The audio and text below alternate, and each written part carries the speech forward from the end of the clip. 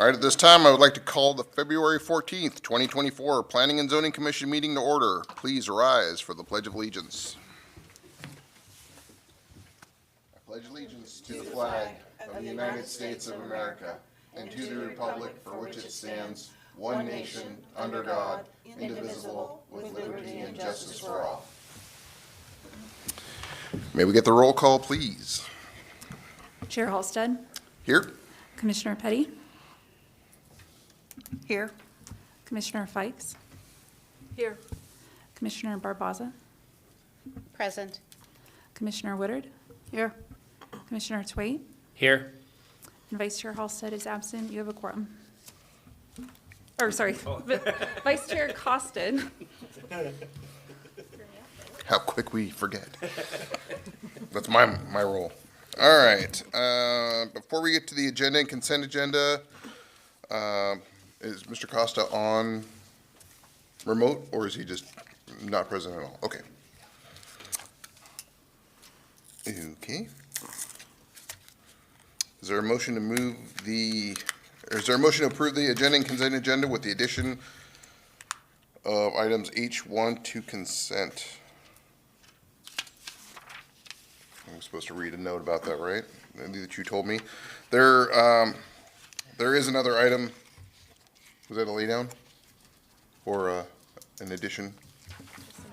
Oh, I'm sorry, there was an amendment to the agenda. Just a request from staff for requesting to add item H1, the home occupation permit, to the consent agenda. Okay, that. Okay, so do we have a motion to approve the agenda and consent agenda? I would like to make a motion to approve the consent and the agenda and as amended. Okay, second? A second. Okay, would the clerk please read the consent agenda items into the record?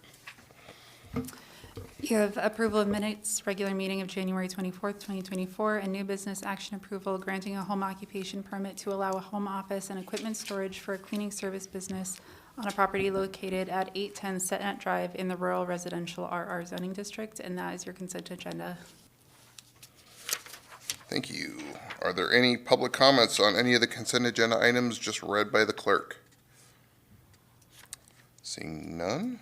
Is there any remote attendees? No, none. Are there any objections to approving the agenda or consent agenda? Oh. Hearing no objections, the agenda and consent agenda are approved. Item B, approval of minutes. And C, schedule public comment. Do we have any? No? We have none. Unscheduled public comment. Is there anyone from the public wishing to speak to anything that is not on the agenda? Seeing none. Consideration of plats. We have none. Which brings us to public hearings. We have Resolution PZ 2024-03, granting a conditional use permit to allow cabin rentals, which is short-term rentals for the 60-unit planned unit residential development, PZ 2021-10, on the property located at 2101 Bowpicker Lane in the heavy industrial zoning district. Is there a motion to approve Resolution PZ 2024-03? All right, Mr. Tweet. I would move to approve Resolution PZ 2024-03. Do we have a second? Second. Okay. Director Mitchell, may we have the staff report, please? Can we switch the agenda? Since the applicant's not here, can we switch the agenda since the applicant is supposed to be here? Okay. Yeah, sure, if someone wants to just request. Yeah, Is the applicant going to be here? they're supposed to be. Okay. Or do you want to?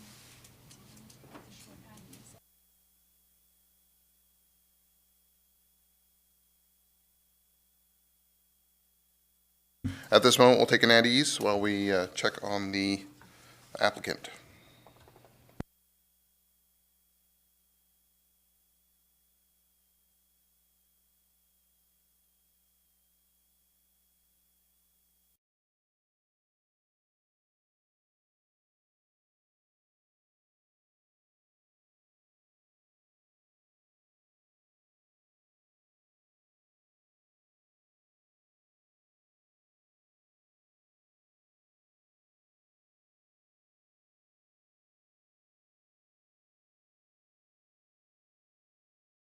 Okay, we are back, and I believe the applicant is present now.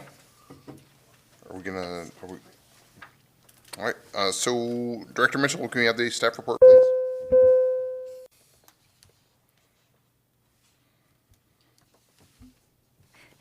Thank you, Chair Halstead. So, Resolution PZ 2024-03 is a conditional use permit modification or amendment to what was previously approved as a 60-unit plan unit residential development under Resolution PZ 2021-10.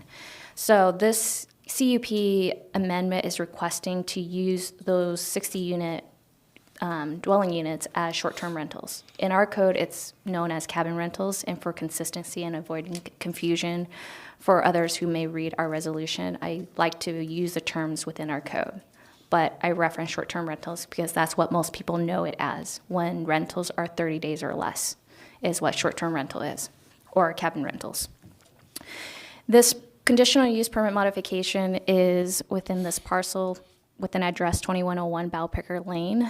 Current use, what was previously approved back in April 2021 was a planned unit residential development for 60 units, and usually with the PUD, as a refresher for those who don't know, it gives you a relief to the zoning development requirements. So it can be density, it can be lot width, setbacks, so forth, height, and that was the case with the PUD was approved. The current zoning right now in that area is heavy industrial.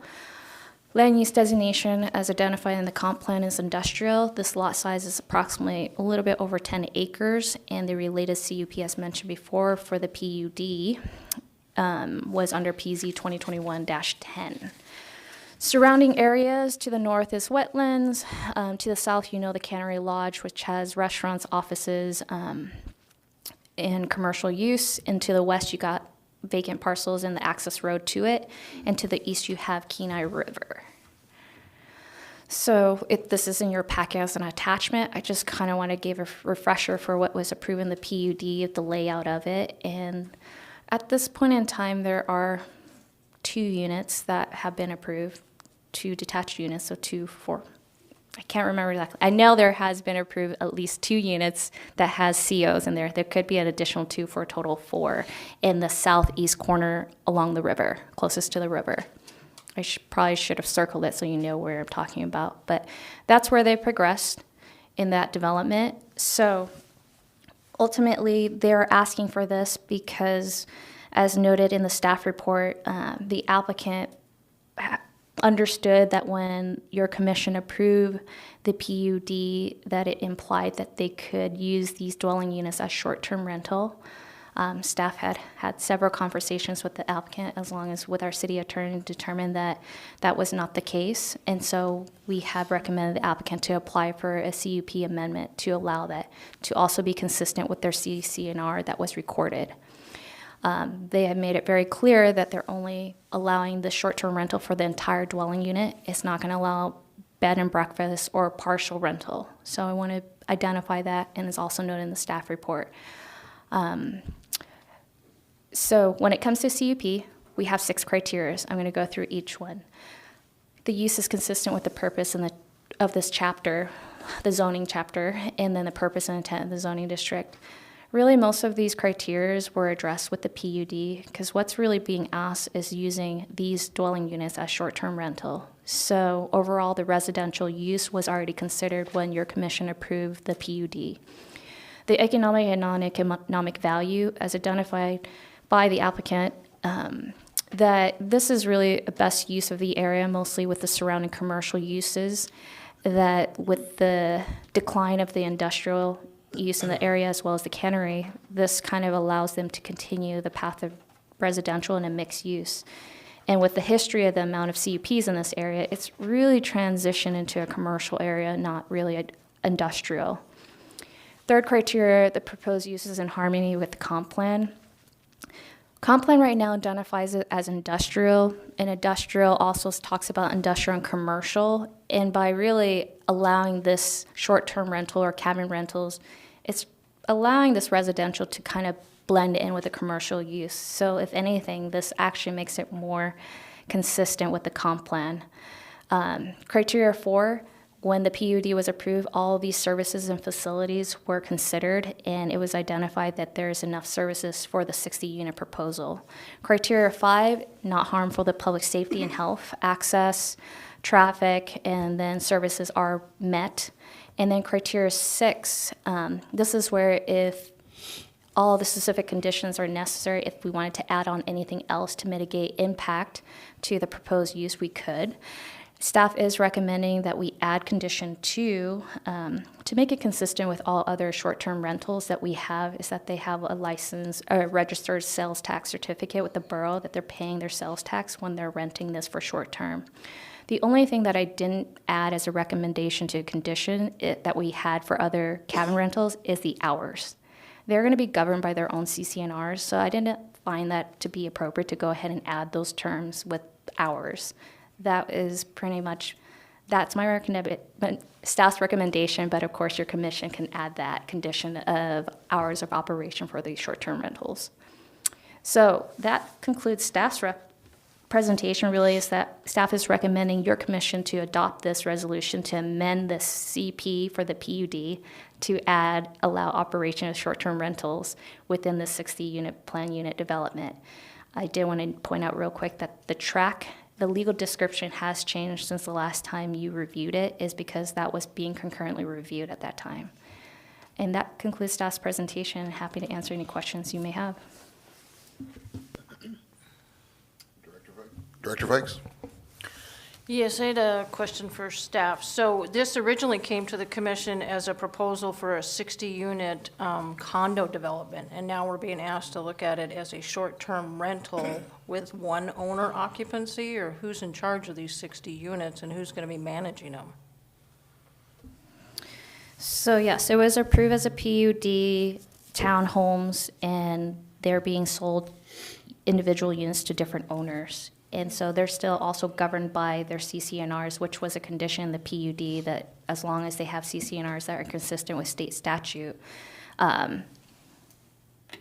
Let me make sure I'm answering your question. Can you actually repeat it? My apologies. I think so. I guess I was getting at is there going to be individual owners that have an option to turn their property into a rental, or is it just one developer turning all 60 units into short-term, basically a hotel? That's what I'm asking. Individual unit owners may choose to, not have to, operate short-term rentals. And while the applicant has expressed that the intent is just seasonal short-term, it will not be just one developer. It will be up to each unit owner to decide if they wanted to, they could. It's not going to be expected. It's just giving them the option.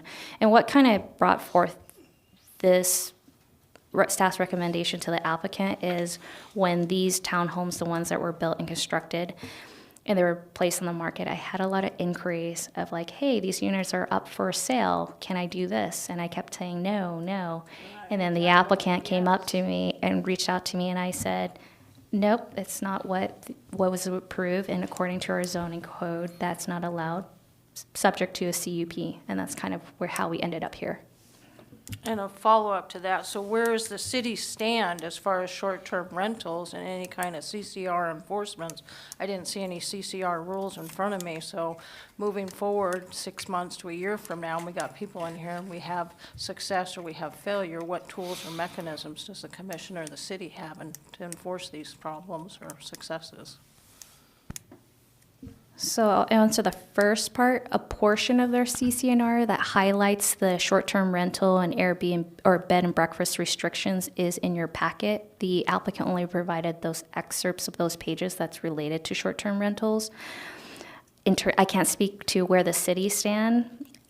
Where code stands is short-term rental is not allowed by right. It's always subject to a conditional use permit.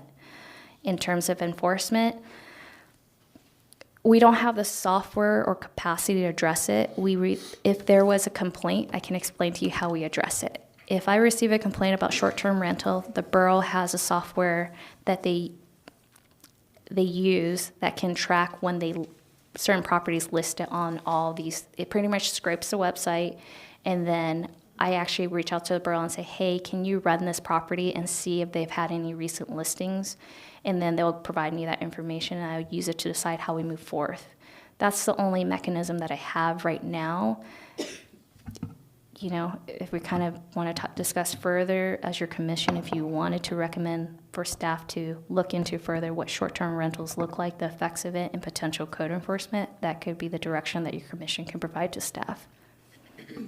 That's where my concern lies, is we're being asked to approve something, but we don't really have something set up to govern that approved ordinance, or that approved code, if you will. So we had talked about going into some discussion about short-term rentals before, but I didn't know if we had captured everything in it.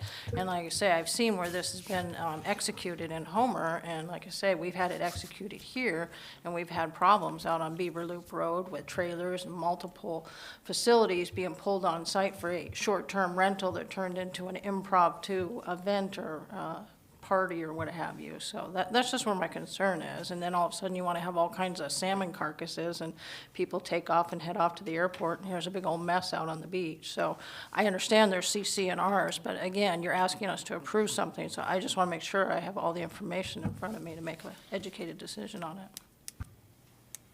Understood. Director Twait?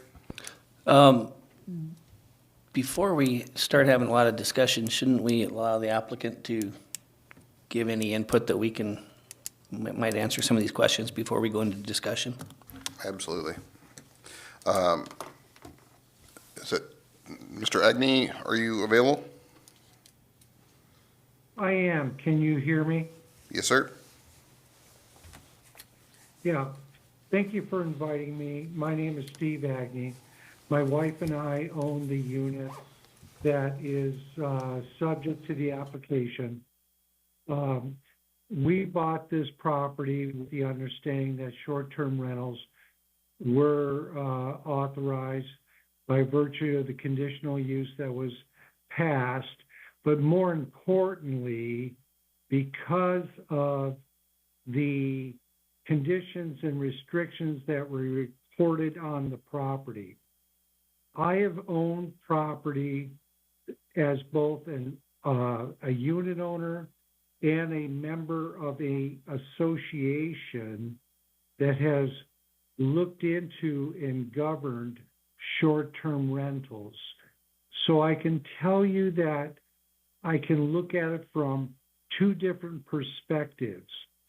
And my belief and my testimony to this commission is that where you have a recorded set of CC&Rs with the restrictions and the governance that requires proper management and operation of the short-term rentals, there are not problems. You have the oversight and the controls to make sure that there are not disturbance of neighboring owners. I think if you look back into your history, the problems arise when you have a conventional subdivision that does not have a governance or a manner of control in the form of CC&Rs to ensure that any short-term rentals are conducted, in a manner does not disturb your neighboring owners. And so in this case, where you have a set of recorded CC&Rs, so all owners who buy in are charged with the knowledge that short-term rentals, in this case, 3 days or longer, whereby any, renter, any occupant understands they're subject to the controls of the CC&Rs. You're not going to run into the problems that have maybe arisen in subdivisions where you don't have the restrictions. So I have submitted the application with the understanding that this will apply to the other units in the development, this first phase of 60 units, and, with someone with skin in the game who's made an investment, I believe this is a necessary and good authorization for the property. Thank you. Thank you. Okay, is there anyone else from the public who would like to speak to Resolution PZ 2024-03? And if there's any participants on Zoom that would like to speak, please raise your hand at this time.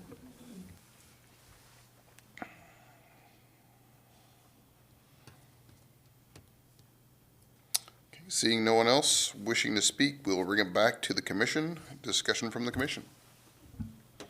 Director Tweed. I got a question for Mr. Agnew, I guess. Without having the CCNRs in front of us, do the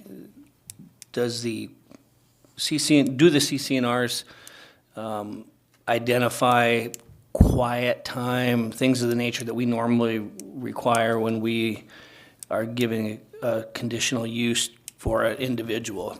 How is that addressed? And then I guess a follow-up to that would be, if someone who's buying into this development who doesn't wish to rent theirs out, they plan on living there full-time, where's the protection for them if the CCNRs don't address a quiet time?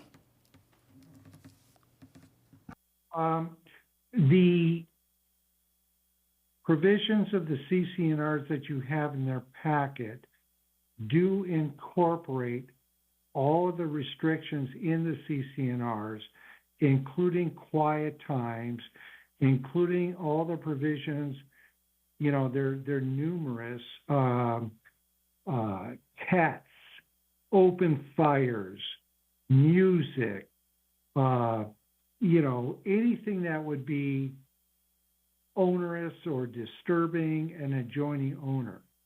And the means of enforcement to the governing board is very strict. If you don't comply, there's fines, and if those fines are not paid, the board has the right to lien, put an encumbrance on the non-observant property.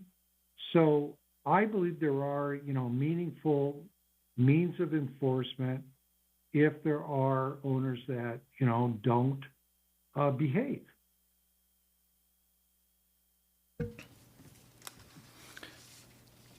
So I don't have to go digging. I must have missed it. So the quiet time is identified then? Yes, sir. And what is it and And where? one thing I that- don't see it. Okay. To be direct with you, I don't have the document in front of me, but the overall document, I am confident has a quiet time, and I believe it is 10 p.m. to ordinary, morning hours. But more than that, what is, I think, significant as a practical matter is there is on-site management for the property. There is an individual who lives on the property who is charged with managing the property. And just for clarification, by reference to the property, I mean the entire 60-unit area encompassed by the original conditional use.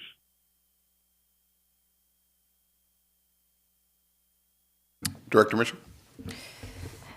So I want to just give insight. Again, what's in the packet is only the 2 pages that the applicant provided. And so if you're looking in your packet for their full CCNR, it was not included. That would probably made it like a 200-page packet. I just want to guide your commission here a little bit because I want to step back a little bit. What's this area and how it's evolved? If you realistically look at the area and what they're developed, when you looked at the PUD, the vision was this residential and then also this promenade, kind of like a mixed use. If you look at their webpage, they talk about like having home occupation along this corridor, and you're surrounded by other commercial uses. I recognize it was approved as a residential. I want us to just step back a little bit and realize, I'm not saying that we're relying on their CCNR to govern it. I'm just saying they requested this short-term rental because they thought they were going to do this, and they're requesting it to be consistent with city approval. In terms of hours, I always look at every property, every area as a standalone and see the impact. And, you know, as a standalone single-family home in a residential standard subdivision, I think it makes sense to have those limitations hours to protect the neighbors. They have recorded CCNRs. If someone bought a property here, I hope that they look at their CCNR and know what they're buying and getting into. So I don't think for us to step in that deep. If you want to, sure, you can impose that. I will tell you right now, you're putting the burden back on staff. Because when you put conditions, you're saying the city is getting involved. And if I'm going to get calls all the time and saying quiet hours are being violated because you put a condition on it, that becomes a city problem.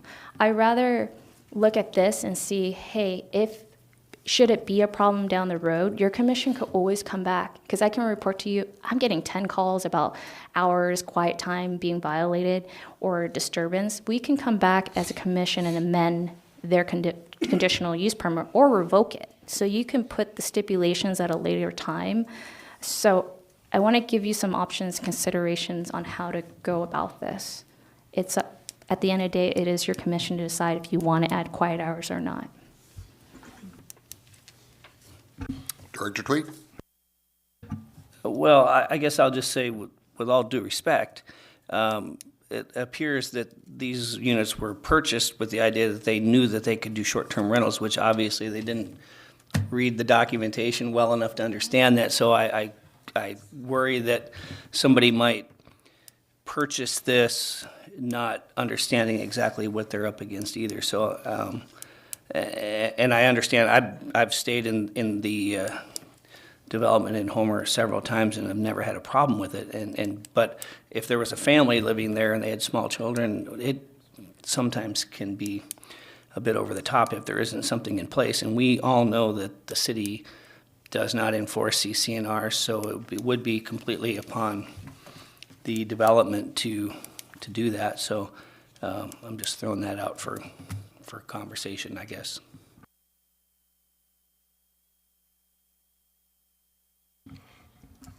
Director Petty? So I'm understanding that this is all 60 units have not yet been developed, is that correct? Correct, Commissioner Petty. And so this is a developmental opportunity for our community on that riverfront, on that opposite side of the waterfront. And Ms. Mitchell, have you read the covenants, conditions, and restrictions that was in the packet that the gentleman that we're visiting with submitted? Did you read that yourself? The full packet or just the pages that they provided? The pages that he provided. Yes, and at the end, I don't get into the nitty-gritty of the CCNRs because I don't enforce it. At the end of the Sure. day, what you're approving is the operation of short-term rental, and you can put stipulations. Okay. I acknowledge that. I want to just point it out what they're saying, whether they follow it. Okay. Yeah. So it seems to be that there was a misunderstanding when they went with the conditional use permit, that short-term rentals were going to be available, and that's the challenge that we're looking at today, and giving that opportunity moving forward if we approve this, correct? Correct. So in the PUD, and yes, the PUD did not allow this. The applicant or the applicant for the PUD assumed that it was allowed. And I will point out again, how this came about is because potential owners or buyers reached out to the city, and I told them no. I was very clear on it that, yeah, we approve the PUD, but if you want to operate short-term rental today, no. And so I hope that any owner will do due diligence and reach out to the city as well as read the CCNRs. But that is what's being proposed, is the operation of short-term rentals here if the unit owner wanted to do so. Commissioner Fikes? I do appreciate the addition of the development on the waterfront, and I do appreciate the proposal that came before us with the PUD, but I just want to emphasize that, you know, again, the development is not completed. The development has changed multiple times, and I just have strong concerns moving forward approving the short-term development at this time without full knowledge of all the owners of all the development and without having the ability to understand the CCNRs. How are we able to speak for all the future residents that may or may not have issues? And I only speak from experience. When we've had problems with short-term rentals, we have an opportunity before us with the CUP to say yes or no. And so, like I say, I just don't, I have strong concerns.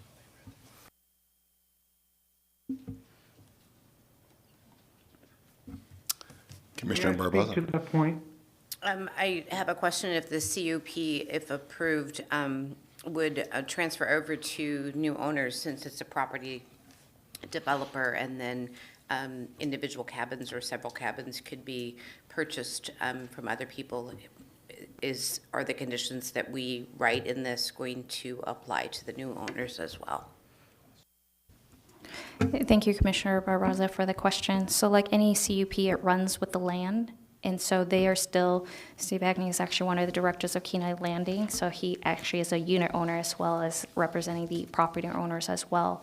So any new owner should be notified. And I think the reason here right now where there's confusion is whoever has bought a unit right now sees our CCNR and says, oh, it's allowed. But the city doesn't allow it. And then, you know, we either, whatever direction your commission have, if you say tonight no, then I would hope that Mr. Agnew will revise their CCNRs to say short-term rentals are not allowed to be consistent. But we don't govern that, and there's going to be that confusion. Not to say that that's the direction I'm recommending, I'm just informing.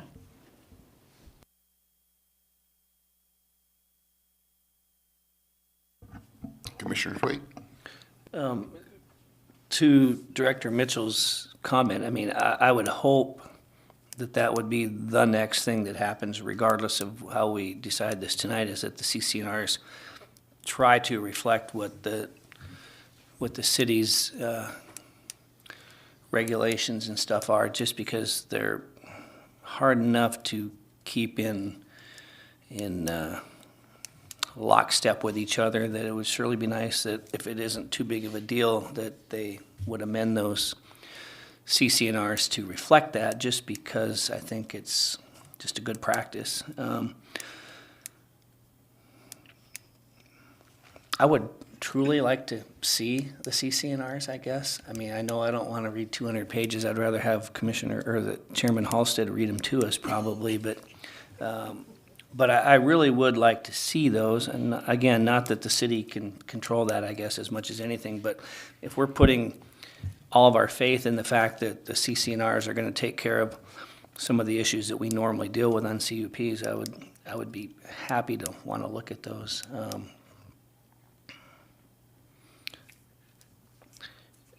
I don't want to drag this thing out. I guess and I know, Mr. Agnew, you at one point were trying to speak, and one of the commissioners started speaking, so I would be happy to hear anything else that you might have to add at this point. Can you hear me? Yes. I would like to address the topic of the restrictions in the CCNRs. Can you all hear me? Yes, we can. Okay, I have had the chance here while you were discussing the topic to call up the recorded CCNRs. And so when an individual or whoever goes to purchase a unit, they of course get a copy of the CCNRs, and by law, because they are recorded, the buyer is charged with notice of the contents and therefore the restrictions. So while I know there was a little discussion of, well, do people know what the restrictions of the CCNRs?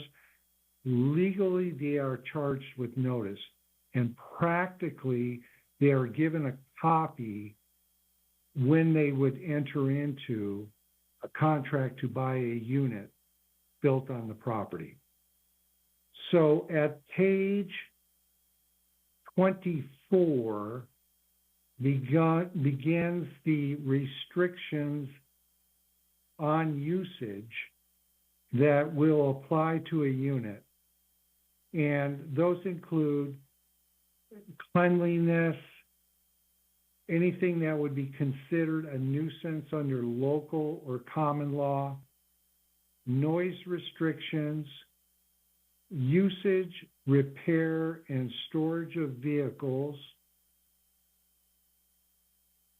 Page 25 addresses where vehicles are parked, and there are defined parking areas, the usage and storage of recreational vehicles, operation and noise of vehicles. Page 26 goes on to talk about pets and animals. Page 7 talks about window coverage, holiday lighting, antennas, satellite dishings. It's a garbage disposal, spas and hot tubs, playgrounds and recreational equipment. I don't mention all these to, well, the gentleman who drafted these CCNRs is, you know, a very knowledgeable and practiced attorney who's on national committees that look at this area of law, Mr. Jim McCollum from Anchorage, and is known to be expert in providing controls that are enforceable and that are practical to make a community an enjoyable place to live. And so, as both an owner and a representative of the developer, and someone who has experience on other boards in common area associations, I am here to testify that these CCNRs are, they address all the issues of what could be any reasonable disturbance of a adjoining unit, and in fact are enforceable. Thank you. Thank you. Director Mitchell? Thank you, Chair Halstead. I would like to address Commissioner Twait's comment about wanting to see all the CCNRs. I want to remind you that the last short-term rental, cabin rentals, that your commission approved, and probably the previous before that, the only condition that we really provided was the hours. So I don't find it necessary to look at the entire CCNRs to find consistency with city code. If your commission, again, want to put that stipulation of quiet hours, you can. You know, I don't see any other conditions that has been placed to previous requests, so I just want to give you a little bit of history, what past decisions, recent decisions have been made. Commissioner Fikes? Yes, I just had a question for the applicant. You had mentioned in your testimony earlier that you had some kind of on-site enforcement or management. Can you explain a little bit more about that? And then should this policies go awry or complaints develop, you talked about fines, so what beyond a fine is a tool or mechanism of enforcement? Are you taking people all the way to court after the first offense, the second offense? Or are you looking to the city to deal with noise? I mean, like you say, these are concerns that have been brought to us in the past with CUPs as far as noise. And so you're turning to your CCRs, which is why we're asking all these questions. So if you have any kind of insight on what we might have as far as a mechanism, that would be helpful.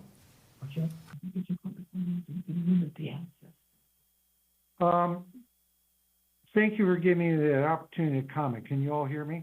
Yes, we can hear you. Thank you. We have on site a caretaker that is employed by the homeowners association, and by all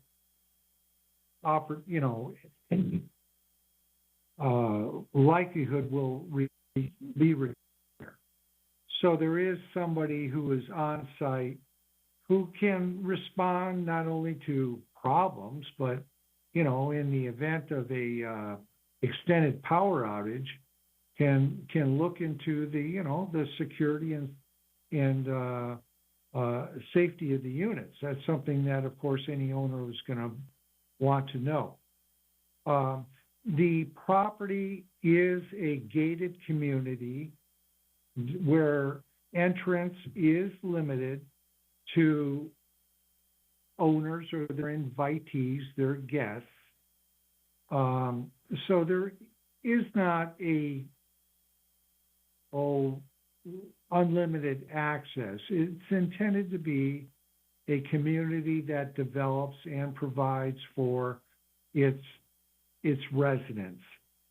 The only other thing I would add, and hopefully be responsive to the question, and I'm admittedly paging through the CC&Rs as I speak, is that there is a means for the board to enforce compliance in the event you have an owner or her short-term users who do not comply. And the typical means, and I'm looking for the exact citation, if you would allow me in just a moment, is the board can levy a fine against the owner. And if that fine is not paid, there is a lien. They have the right to lien the property, which of course, is a onerous remedy nobody wants to go to. But if you have a repeat offender, if you will, that's what you got to do.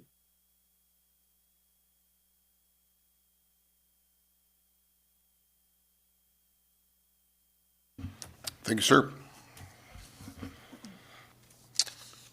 Any further discussion? Okay.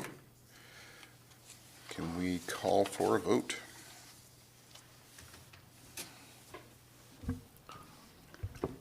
Commissioner Petty, Yes. Commissioner Woodard, Yes. Commissioner Twait, Yes. Chair Halstead, Yes. Commissioner Barbosa, Yes. Commissioner Fikes. No. All right, motion passes. All right, please note there is a 15-day period that an aggrieved party can file an appeal with the clerk's office. Okay. Number 2, action approval, recommending the Kenai City Council enact ordinance number 3391-2024, amending the Imagine Kenai 2030 Comprehensive Plan Land Use Plan Map for certain parcels from industrial to mixed use. Is there a motion to recommend council to enact ordinance 3391-2024? I would like to make a motion for their approval of the ordinance 3391-2024. Is there a second? A second. Director Mitchell, can we have a staff report, please? Thank you, Chair Halstead and Commissioners. As noted, this ordinance is being proposed to amend the comp plan future land use map, what is currently designated as industrial to mixed use. And this ordinance is being sponsored by Vice Mayor Nackstead as moving towards the waterfront revitalization assessment that was done to be aligned with that direction. So with that being said, before you on the screen here is just outlining the current comp plan, and outlined in the purple is industrial. So that's the current land use designation. And the proposed land use designation to be amended would be mixed use. Number of parcels in this red outline area that would be affected are 30. As efforts been made by the city when council appropriated money for the waterfront revitalization assessment, there were several public engagements and there were conceptual plans and options for the public to select from. There was a preferred concept, and so the direction of staff with Vice Mayor sponsoring this ordinance is to rezone it to help at least get the first step towards that direction, and that's where we're going with that. And in order to rezone it, this comp plan needs to be amended to be consistent with our long-range plan. So the current land use designation right now is industrial. A summary of it is right there on the screen as well as in the comp plan. It's intended for a variety of light and heavy industrial uses. And as you all may know, the fish processing and cannery is not a thriving business at this time. It's not growing more. You're seeing this area transition as CUPs have been approved in this area from the brewery from last year, the RV park amendment to increase the RV, and then farmers market, public events, and as well as another CUP for an RV off of bridge access. So as you can tell, there's a shift in this area as well to more commercial and mixed use. And within that waterfront revitalization, we saw a proposal with housing and kind of these trails, a park, an area of gathering. So this is amending our comp plan to reflect kind of the desire of the community as well as the direction of council. So the proposed land use classifications to be changed to would be mixed use, and the summary of that in our comp plan is compatible mixed residential, retail service, office, public. And I like how our comp plan identifies that it's co-located in an integrated way that supports forms of transport such as public transport, walking, and biking. And I know that's been a huge concern with the bike paths, the trails. And these are things to be further addressed if we move down the direction of a master plan. So staff is recommending that your commission recommend to City Council to enact this ordinance 3391 to amend the comp plan future land use map from industrial to mixed use. Again, this is a recommendation to council, so I have on the screen here to remind you of what is being asked. Your three options is first being to enact the ordinance, which is staff's recommendation. The second being to amend and enact with modifications, and you would need to point out what modifications you are proposing, or third, to not enact this ordinance, to not change the existing land use industrial to mixed use. So that concludes staff's presentation for this ordinance. Thank you, Director Mitchell. At this time, it's being opened up for public comments. Is there anyone in the audience that wishes to speak on this, or anyone online remotely? If there's anyone on Zoom that would like to make a comment at this time, please raise your hand.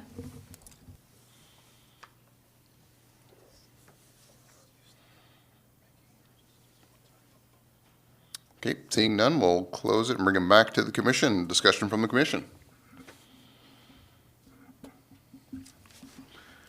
Commissioner Petty. Yes, I'd like to thank staff and Vice Mayor Nackstead for bringing this to our attention to move forward with vision of the study of the waterfront.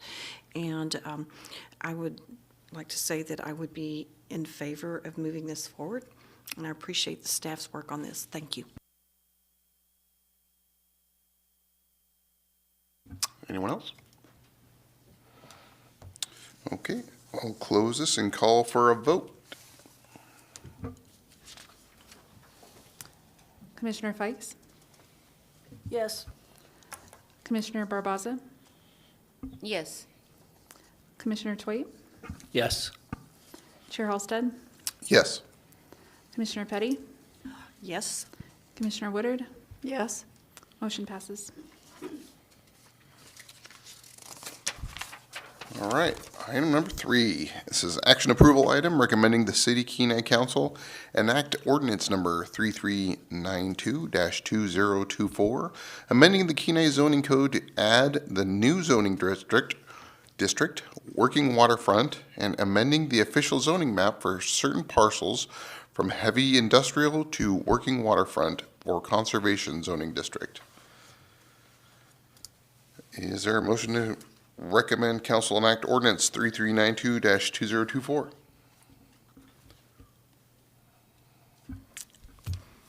Commissioner Petty.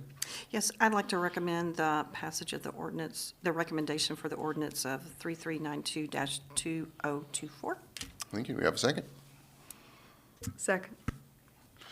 Director Mitchell, can we have the staff report, please? Thank you, Chair Holstead and Commissioners.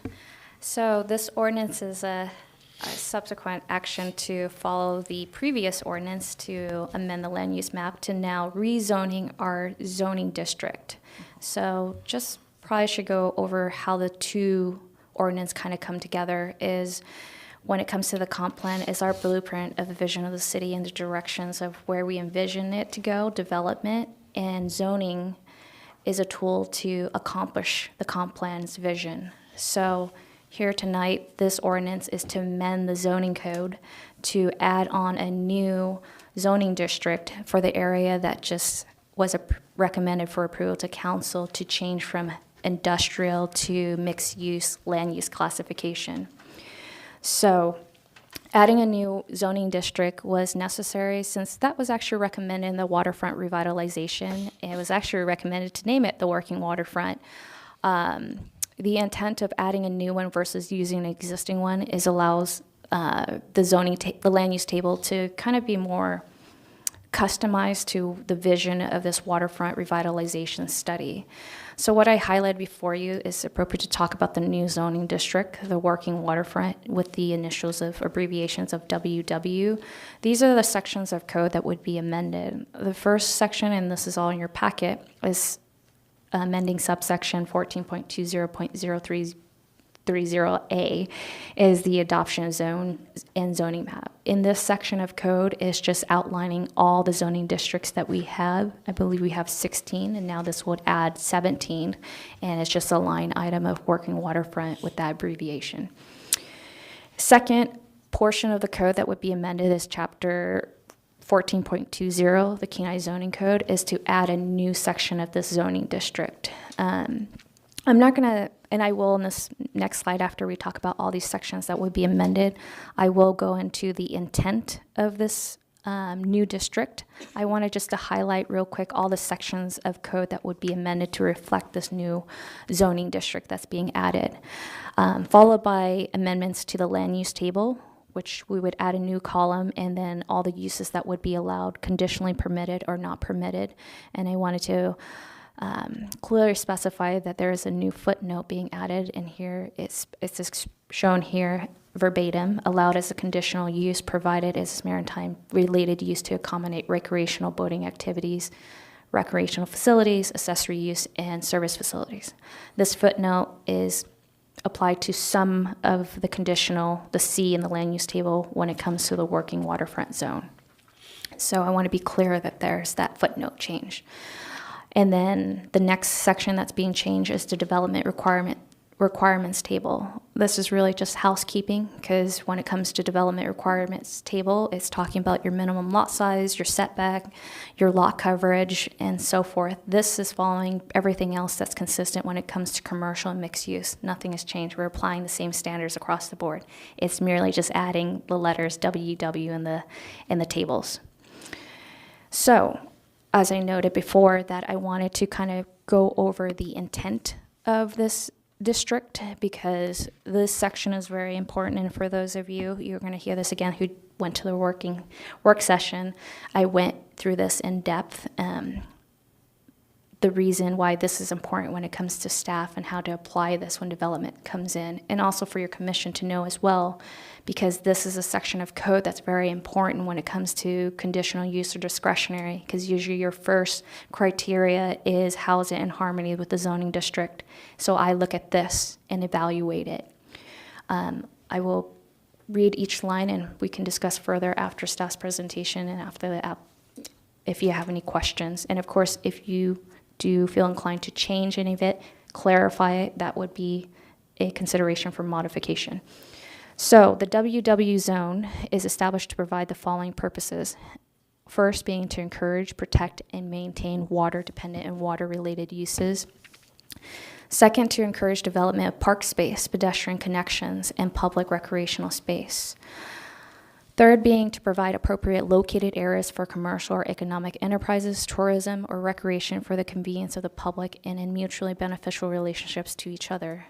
Fourth, to provide space for community facilities and institutions that appropriately may be located in areas.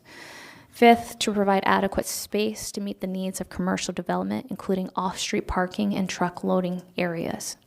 Six, to minimize traffic congestions and create a safe and continuous pedestrian connection. Seven, to protect non-industrial uses from noise, odor, dust, dirt, smoke, vibration, heat, glare, heavy truck traffic, and other objectable influence incidental to industrial uses. And eighth, to encourage new development to maintain a certain relationship between building facades and public realm, the form and mass of buildings in relation to one another, and the scale and types of streets and blocks. And lastly, to protect and maintain certain industrial uses that require waterfront locations. Those are your 9 intents. Of course, it could be, your commission can recommend modifying, adding, omitting. And so those are the sections of within the Kenai Municipal Codes that are being amended. And now we jump to amending the zoning map, the official zoning map. And here what's being proposed is to rezone what's outlined in red, heavy industrial, which are all heavy industrial today under a zoning map, to the working waterfront or conservation. And you're probably thinking, why is there the or? It was staff's recommendation that we took this opportunity to go ahead and clean up the zoning map, because your comp plan shows the portion that's in kind of the aqua green that is conservation, and right now it's industrial. So if you look at the whiteboard, you have 2 maps that I printed out, and you probably can't see it that well, but the map to the right is the land use map, and you can see that the dark green is there. Our comp plan intended this area to be conservation. The city just hasn't had the time probably to go back to and update our zoning map to reflect that. And that's kind of why comp plan is important. Once we adopt it, staff comes back and do those revisions according to the things that were decided then. So now staff sees the opportunity to go ahead and do the cleanup to change the heavy industrial to conservation. Otherwise, if we just focus on the waterfront, the working waterfront zone, you're going to see industrial to the south, and that's really awkward knowing that those are wetlands. So that is why you see working waterfront or conservation. And then in the previous ordinance, you saw that it was only 30 parcels. Now the affected rezone is affecting 35 because it includes the 5 parcels that would be changed from heavy industrial to conservation.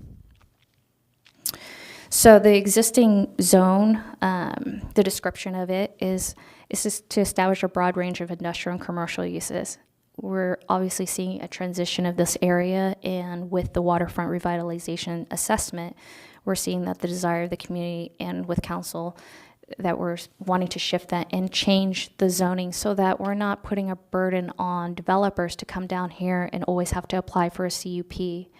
By rezoning this, a lot of these uses will now be permitted, and that is where we get to the working waterfront. So I want to just kind of go in depth a little bit of background of how staff came about this and kind of what are the things that staff was thinking as working towards kind of the vision of this. Is there's a lot of balancing acts. The parcels down there are not well laid out, to be honest with you. A question that Commissioner Petty brought up is like, some of this land use table doesn't really fit for particular uses along bridge access. I completely agree. It doesn't really fit for the whole area. And if I could have done things differently, I would have probably created two-tier zoning, a working waterfront 1, working waterfront 2. So things closer to the water would be different, something closer to the road would be different. But if you look at all these parcels, they touch Bridge Access Road to the water. How do I split this zone? We kind of had talked about it before. We don't want to see that, and I can't split it without doing split zone. So that's the challenges of staff here, trying to make this work, to make it really be ideal and perfect. So I'm hoping with time and working of our next steps, what is our next actions as a city to possibly revise this. This is a good starting point.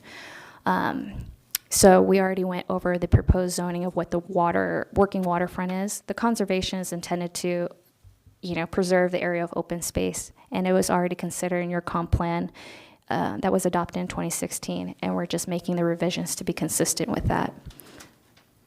And with that being said, staff is recommending that your commission recommend to City Council to enact this ordinance to amend those code sections that we went over, and as well as to add a new zoning districts, and also amend the zoning map to rezone the heavy industrial area, these parcels, to working waterfront or conservation zoning district.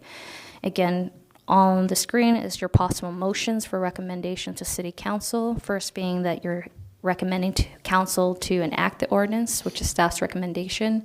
Second is to amend and enact with modifications, or third, to not enact the ordinance. And that concludes staff's presentation. Thank you, Director Mitchell. This item is open for public comments. Does anyone in the public wish to speak on this at this time? Anyone online? If there's anyone online who would like to comment at this time, please raise your hand.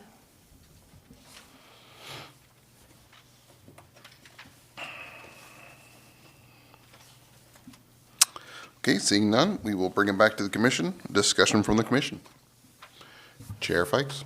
I just have a question for staff. So how does this change in zone affect the parcel owners currently utilizing as an industrial and having to switch? Is that going to impact anybody? Thank you, Commissioner Fikes, and that's a really good question, and a question I think everyone wants very clear answers on. So that was another balancing act for staff. It was very clear and apparent that we want to protect the existing businesses. So if you look at your land use table, those businesses under the land use table has a C, because that will allow them to be grandfathered in. And I want to note the difference. If the table says no, mean not permitted, that means they cannot further expand or enlarge or alter their use without then going back to your commission. They're subject to the non-conforming code section. So we didn't want to do that, because that's, again, putting that burden on them to go through this process just to expand. So that's why you'll see a C for certain uses you might not want to see moving forward, but that was the only way to protect existing uses. And for those uses that were previously approved a CUP, if it's now a P, their CUP is kind of disappears because now it's permitted. Why would we govern them by previous conditions when a new business can come in and kind of just get a building permit and move forward? So I want to be clear in how that works, but that's a great question. Thank you. Anyone else? Chair Tweed? Not chair.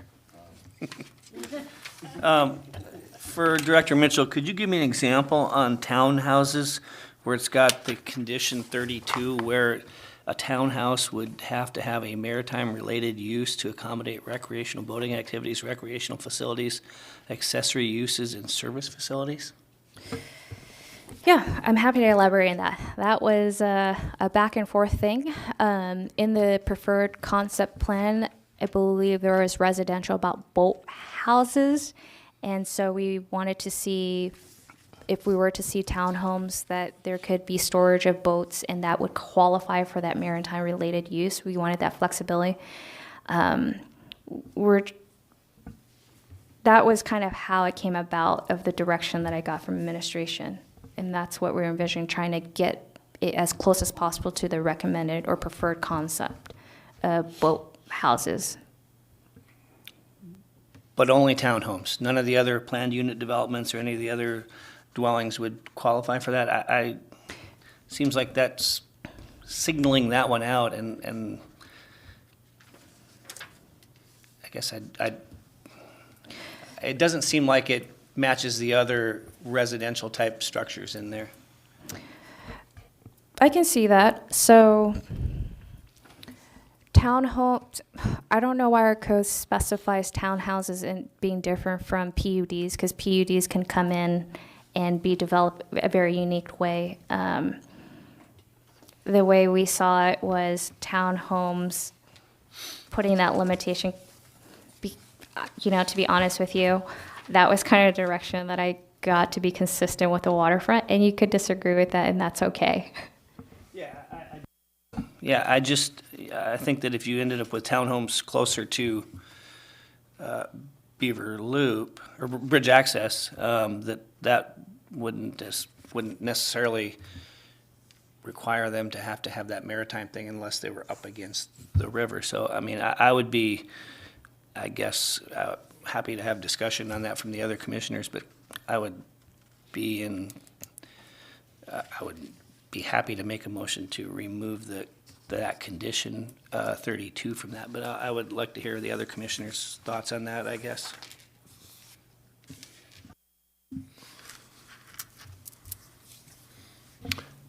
Commissioner Petty. Yes, thank you. I have some, let's see, the working waterfront is a new opportunity that is being created, and when this went before the community, residential opportunities was not one of their visions for down there. So residential opportunities are allowed in so many other pieces. I'm recommending that single family, 3-family, 4-family, 5 families, townhomes not be allowed down in that space, so that other developments could be utilized, because there's so many other opportunities within our city that allows residential area. That's my 2 cents on that right now. And for your clarity's sake, we have this in the commercial area with the automotive services. That's a conditional use because of the current opportunity that's there with Duke's Automotive. Is that correct? Yes, that is correct, Commissioner Petty. And how did you label that if we didn't put this under conditional use opportunities? It was a one-off thing. What did you call that?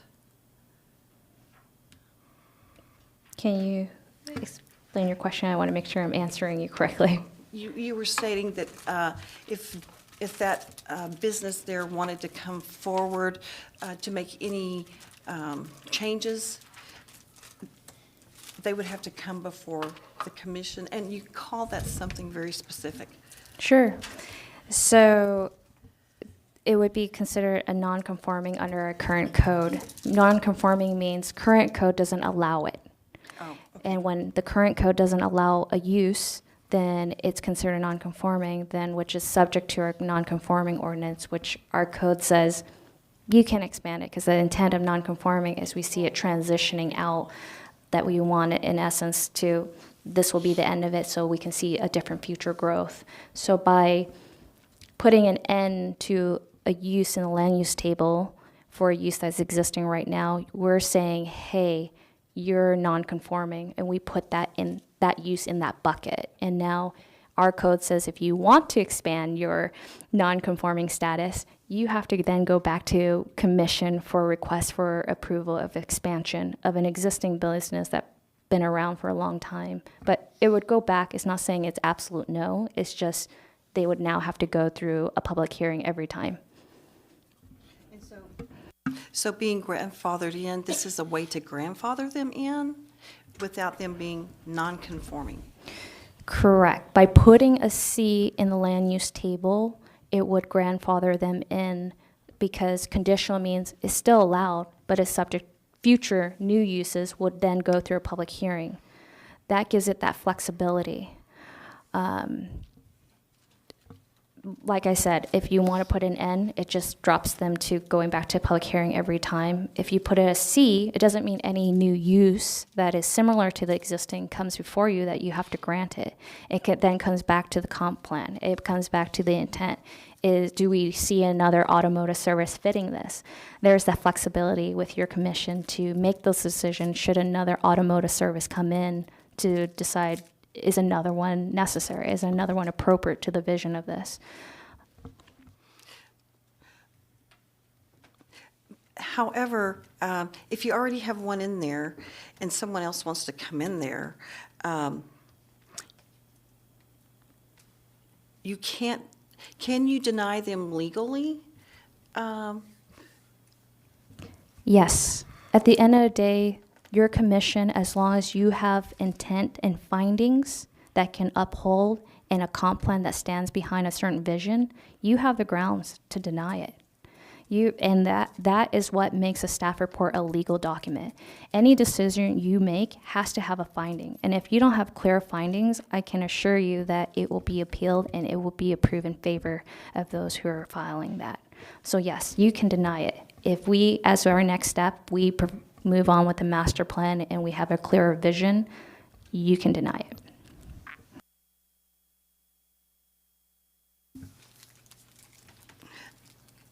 How does one go about getting a master plan? Because I know that the master plan would be governing the way that the working waterfront would be implemented. And with, right now, we're formulating the land use opportunities in all these different categories.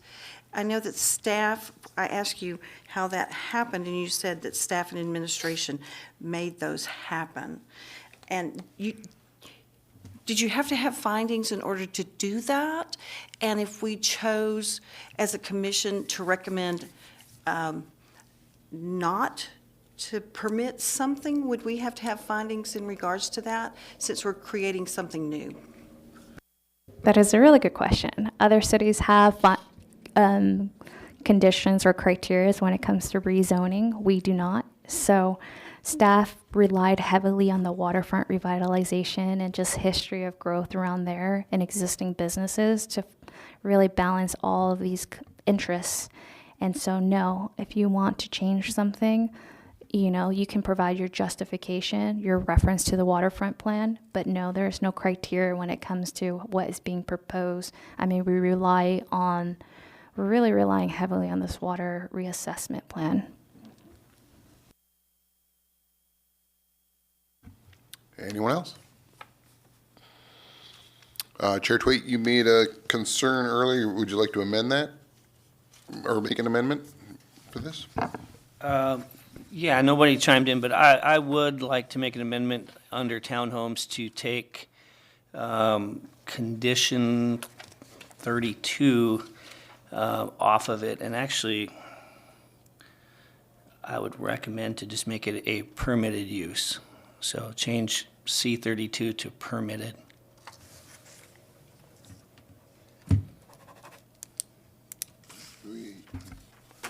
Director Mitchell. I just want to address that amendment just for your knowledge is the reason why it was a C, because our townhouse code section says any townhome requires a CUP, so we would make an exception to this particular zone. So removing the footnote 32 is great, but to change it from a C to a P would be inconsistent with our townhome section. Perfect. Yep, I would revise that then to just take the footnote 32 away from it.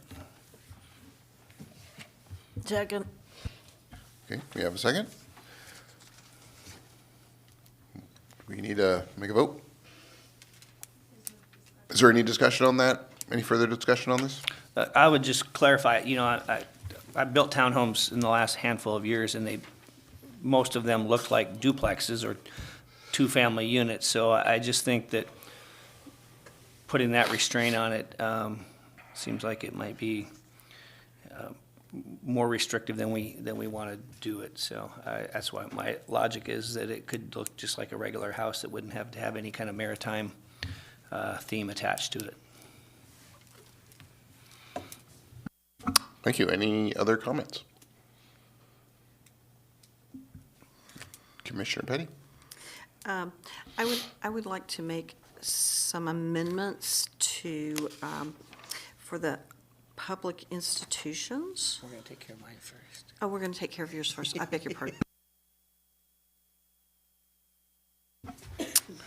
Okay, so on the amendment to remove condition 32, is there any further discussion on that? Okay, wait, please have a vote. Commissioner Fikes? Yes. Commissioner Woodard? Yes.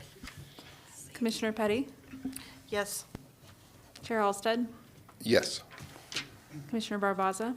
Yes. Commissioner Twait? Yes. Motion passes. Thank you. All right, any further discussion on the now amended motion? Commissioner Petty, did you have something you wanted to amend as well? Well, I had several, thank you very much. And I was wondering, when we're looking at this section under industrial, 'cause, if you look at page 4 of 5, I would like to recommend no's on automotive repair. Do we have to do each one of these individually, or can we do them as a group? I would recommend each amendment should be its own motion. Okay. So I would like to make an amendment to the auto repair. Right now, it's conditional use, and I'd like to make that a no. Second. I'll second. All right, we have a second and a third. Is there any discussion on this item? Question for Director Mitchell. It has that 32 again, so would it be automotive repair that had to be maritime related as far as fixing the boat and things of that nature?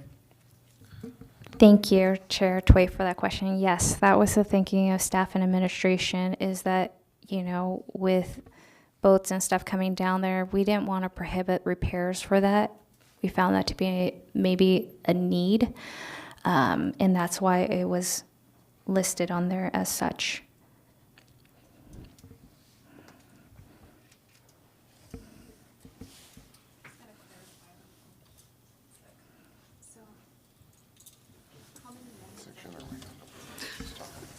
Okay, so it's, And I've got some over here on this page as well.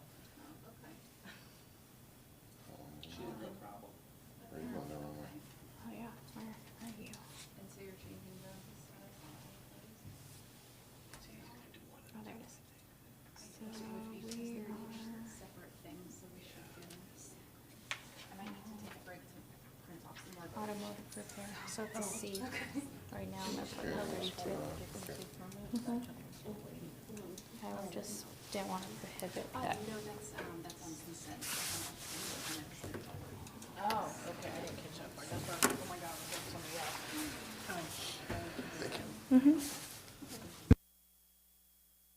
I'm going to take a quick at ease here.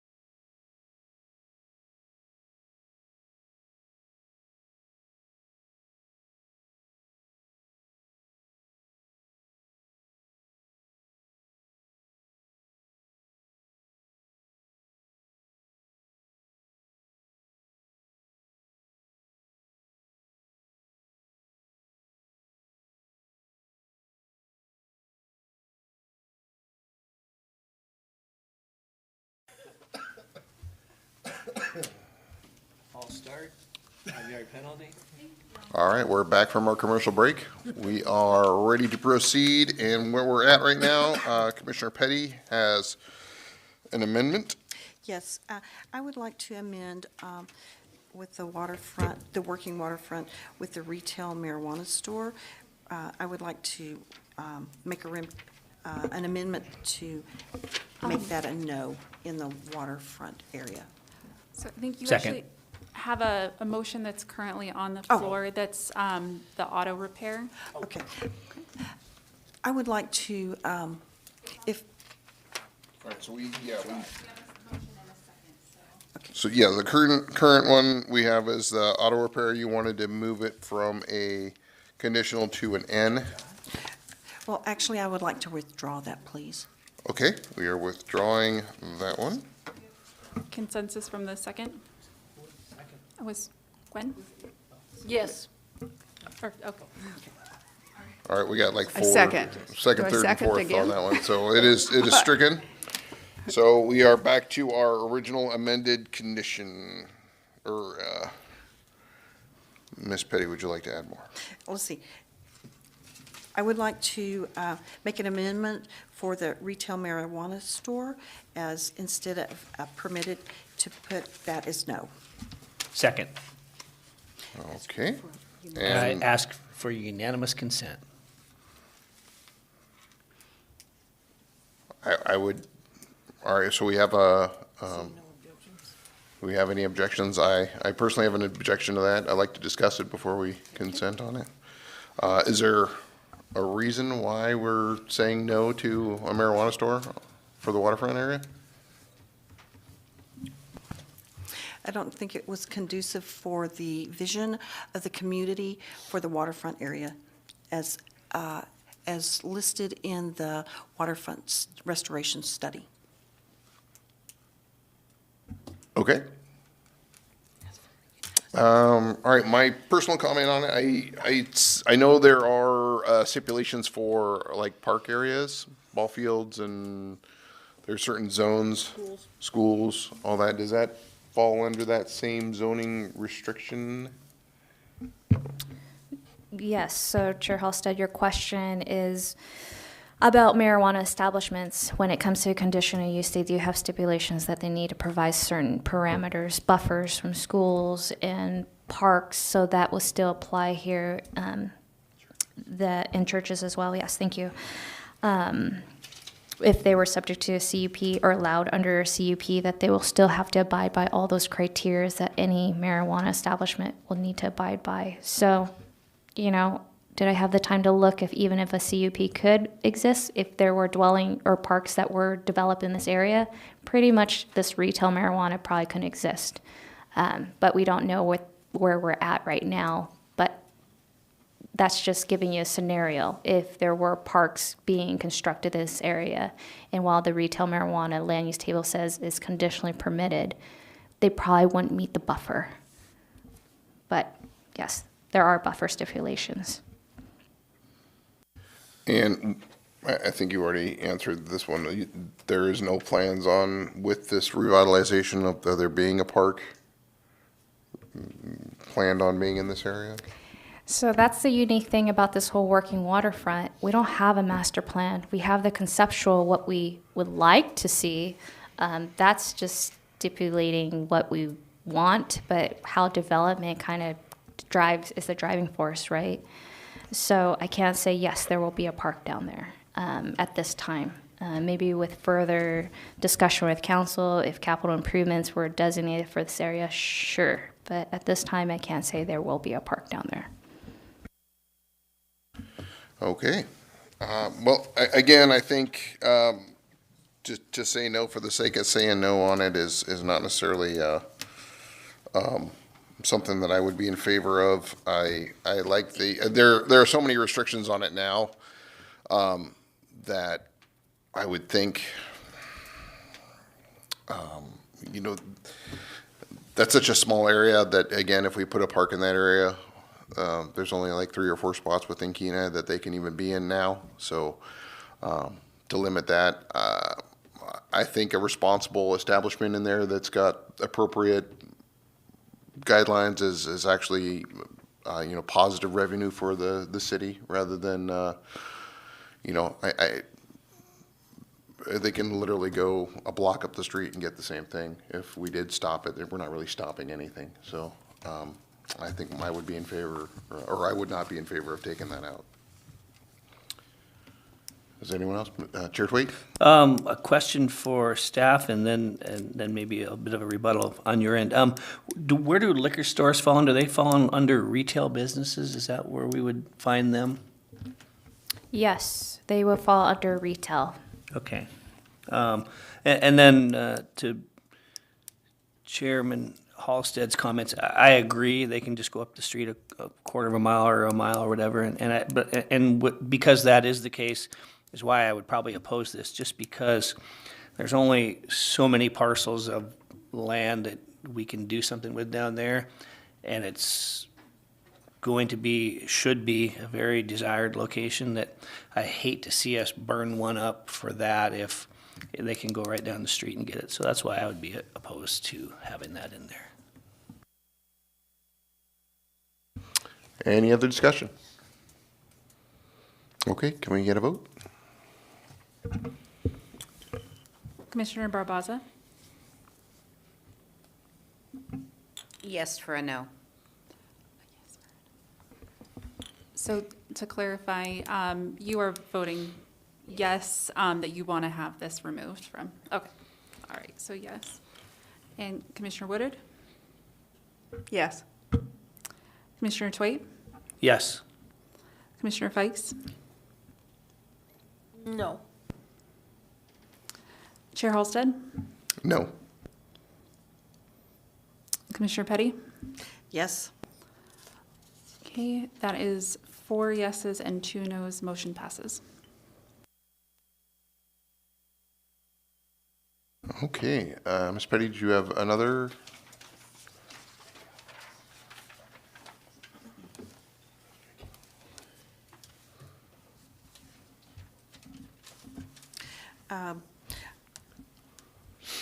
There is storage, we have a conditional use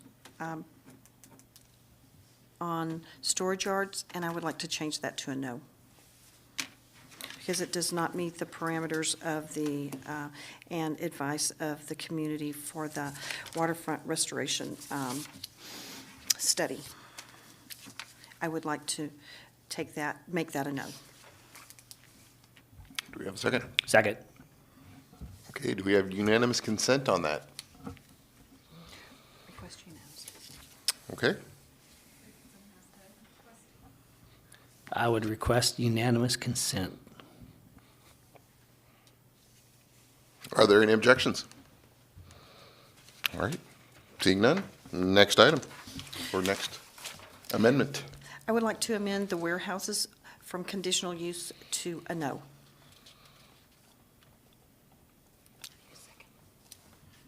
Second, Second. do we have a motion?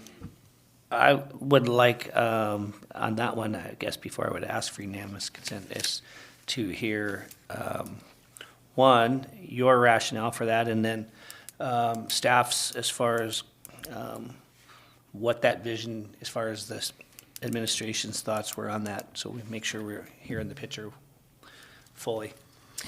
My rationale for that was that it did not meet the criteria and standards of the community from the waterfront revitalization study that we did for the community. Director Mitchell? Thank you, Chair Halstead and Commissioner Twait. So again, I want to put emphasis here. You got to remember the existing uses. So now if you're putting an N on these warehouses and storage yards and these existing uses wanted to propose this, you're saying no to that. We're affecting all the existing uses down there. So that is the rationale that staff had by putting a C. By putting a C, we are saying you're allowed to do it, new uses, but we're really protecting the existing uses as well. And if they want to expand, so now by putting a no, you're putting all these existing business that wanted to do these things governed under the non-conforming and coming back to your commission every time to enlarge, alter, or change. So that is the rationale why there are Cs in here. So currently, we have warehouses there, is what you're saying? Then we would put them into non-conforming. Correct. We do have uses down there that fits the uses of a warehouse, and that is the rationale of these Cs. So I just ask that your commission, when you're making these amendments, to not just focus on the vision of the future, but also reminded of what the existing uses are right now. I'll Thank you. withdraw my amendment. I'm in agreement with that. Okay, amendment is withdrawn.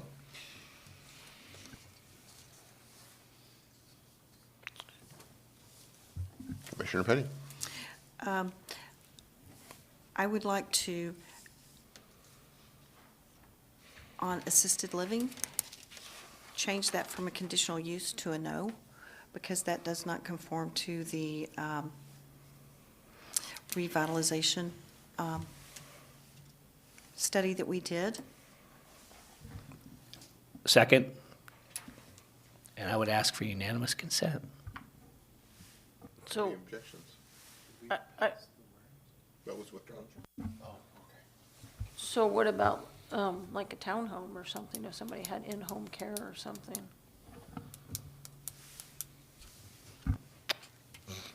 Director Mitchell? Thank you, Chair Halsted and Commissioner Spikes.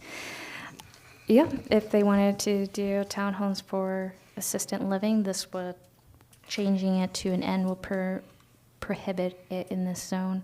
And also a little bit of the rationale with staff as we're looking at this. We didn't want to outlier one particular new zone that we created. So if you're looking at your land use table across the board, assistant living is C across the board, and we just wanted that consistency. That's kind of the rationale of staff, not to say that you can't propose an N in this zone. I would be opposed. I wouldn't think of necessarily a big facility, but I would consider a small facility, like say somebody's homes or townhomes or some kind like that. I wouldn't want to lock them out of the opportunity. Commissioner Petty? Caring for your own individual loved one in your own home is not assisted living. Assisted living, from my understanding, is an institution business endeavor. Is that correct? Correct, and I apologize if it was confusing. If there were townhomes and it was dedicated to be operated as a living facilities, which, you know, assistant living could be a single floor and appear like a unit, apartment unit, but it's a facility. It could be constructed as a townhome that looks like a townhome, but still operates as assisted living. But yes, if you're a private residence taking care of a family member, no, that would not qualify in this assisted living facility.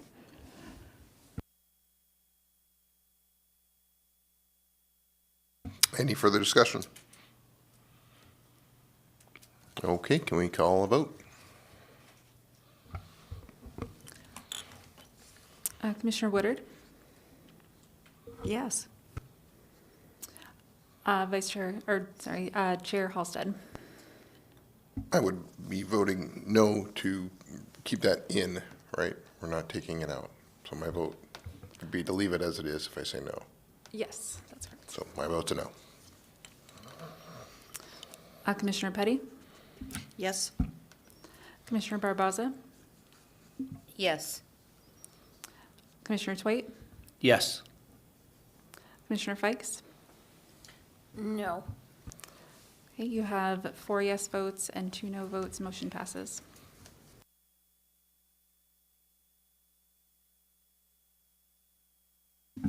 Commissioner Petty? I would like to, under elementary schools, change it from permissible to no, stating that this is not in the vision of the revitalization waterfront that the community had a vision for. And that's my rationale for changing it from permitted to no. Second.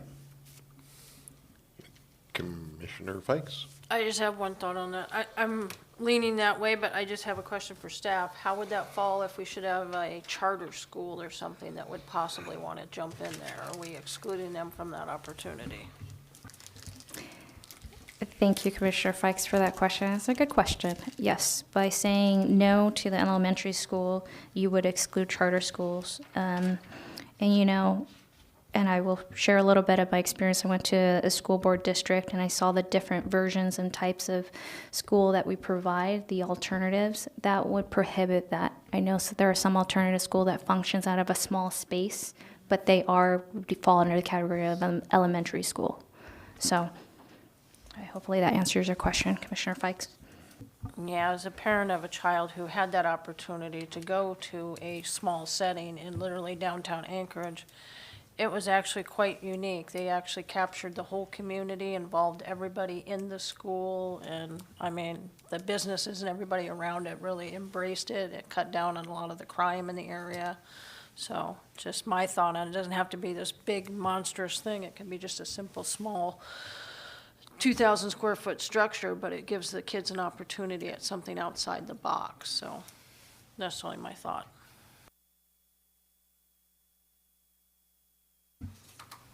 Okay, are we gonna have a vote for unanimous consent from anyone? Nope. All right, we call the vote, please. Commissioner Fikes? I'd like to see it stay. It's a no. Okay. Commissioner Twait? Yes. Commissioner Woodard? Yes. Commissioner Barboza? Yes. Commissioner Petty? Yes. Chair Holstead? Yes. Okay, that is 5 yeses and 1 no. Motion passes. Commissioner Petty? Yes, I would like to change the government buildings to permitted to no for the same rationale that I did for the schools, that it did not meet the community's vision that was documented in the waterfront revitalization plan. I'll second that. Any discussion? Do we have a call for unanimous consent? I would ask for unanimous consent. Any objections? Seeing none? Commissioner Petty? Yes, I would like to change the high schools from permissible to no due to the fact that it not meet the vision of the revitalization study that the community had. Second, ask for unanimous consent. Any objections? Seeing none? Commissioner Petty? On hospitals that are permitted, I would like to say no, change that to a no, for the rationale that it did not meet the vision of the revitalization study that the community had input for. Second that. Commissioner Tweed? So I would, again, lean on staff on this one here. So this would be an urgent care, something like that. If you're bringing somebody off the river and they've got a fish hook in their cheek and things of that nature, that would be, it could be as minimal when we have hospitals as a little urgent care facility, correct? Thank you for that question, Commissioner Twait. So for those kind of urgent care, it would actually fall under clinic, which is a few line items above. It would not fall under hospitals. Thank you. I would like to request unanimous consent. Any objections? Seeing none?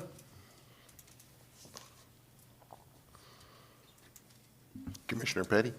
Under miscellaneous on animal boarding and commercial kennels, I would like to change that from conditional to no, for the rationale that it did not meet the vision of the community put forth in the revitalization for the riverfront. I second that. Commissioner Pikes? Why was there a C in there? Was that following through with a different zone, or? Thank you for that question, Commissioner Fikes. You know, a small retail kind of like, what is it called, where you groom dogs would actually fall in this category. So, you know, because you're holding it for a short period of time, under our definition, working with animal control, it would fall under boarding a little bit. So we wanted to allow that potential use depending on how their business operates. But if it's strictly just grooming and they leave right away, but if they're holding it at any point in time, there are code that they need to meet with animal control and standards. And so we gave it a C if there's that potential business development there.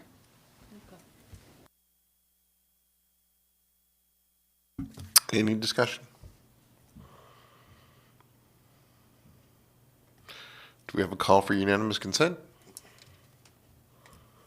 I would like to request unanimous consent. Any objections? Seeing none?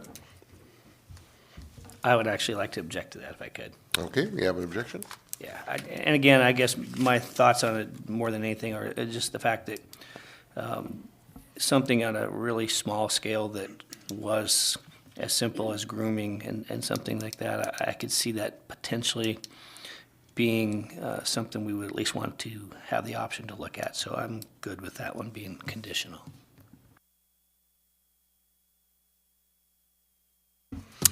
I think I would agree. I think, you know, the vision of it is small businesses in there, and although that'd be kind of a weird spot for, you know, potentially higher cost of an establishment for grooming, there's better places to do that, but not necessarily needed to restrict that or absolutely no. We still have to have it brought to us to get it approved anyway, so. Yeah, I think I'd agree. So, any further discussion on that matter? Can we call a vote? Chair Holstead? No. Commissioner Petty? Yes? Commissioner Barboza? Yes. Commissioner Woodard? No. Commissioner Tweet? No. Commissioner Fikes? No. Okay, you have 2 yes votes and 4 no votes. Motion fails.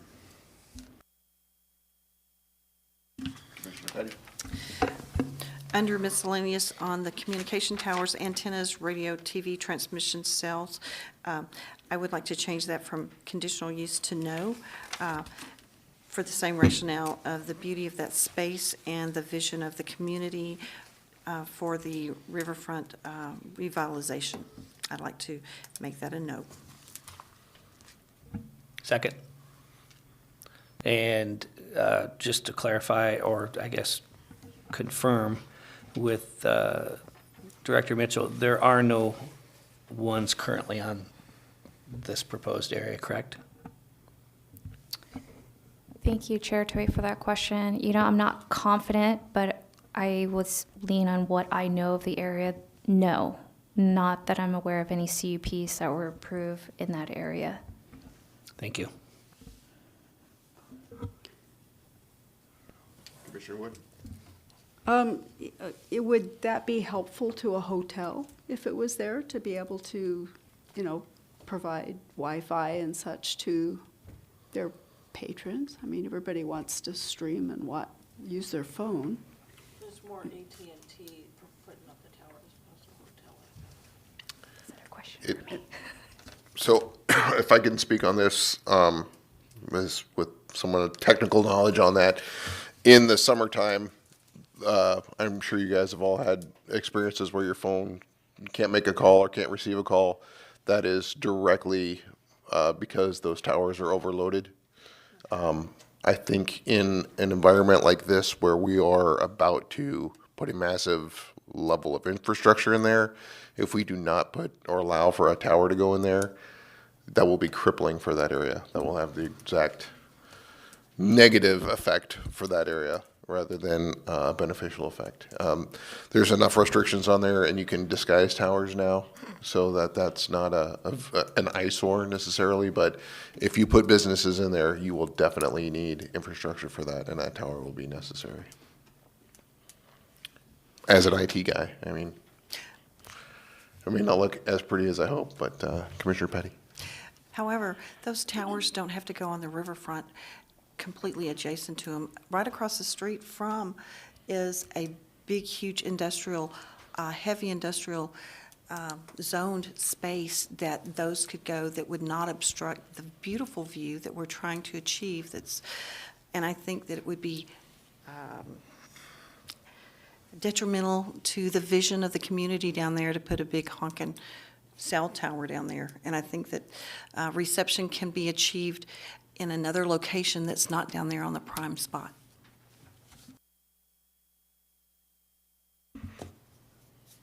Commissioner Petty? Okay, what's that? Director Mitchell? Education, more information about our code. So when it comes to communication towers, with the CUP, your commission can require it to be a stealth tower. It can be a concealed tower. It can be a camouflage. So by putting a C, it would have to go before you to decide if it's a good fit. I will speak from my experience working for the city of San Clemente. It's a historic district. It's a beach city.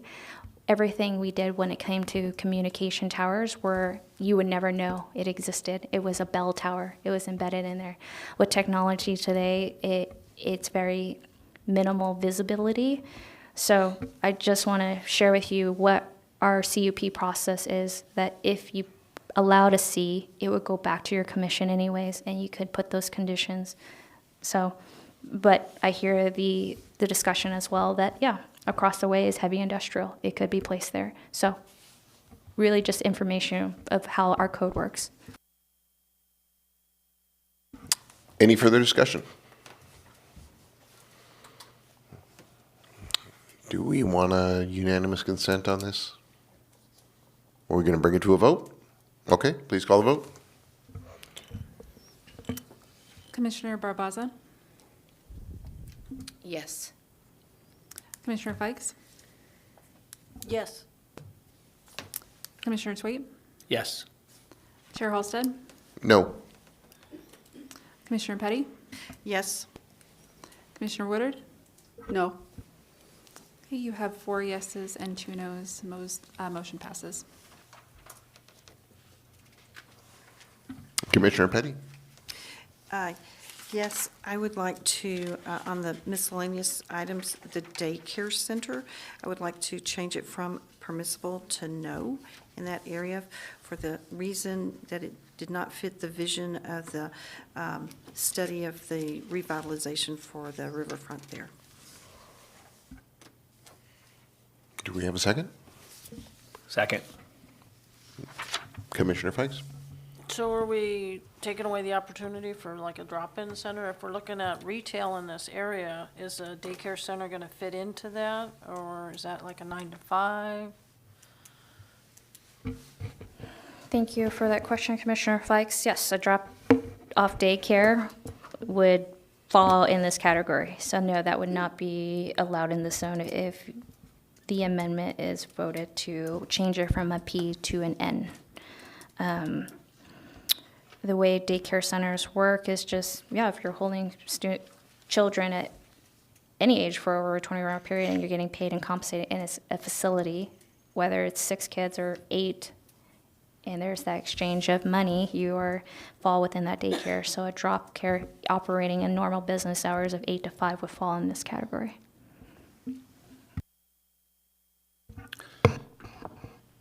So my thoughts are on that after having spent many hours in this original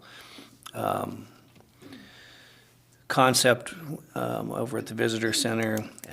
The idea, in my opinion, was to potentially have a very self-contained, self-sufficient little area there that could be where you could get your groceries. You could get a lot of those things and not have to be driving and going out and about.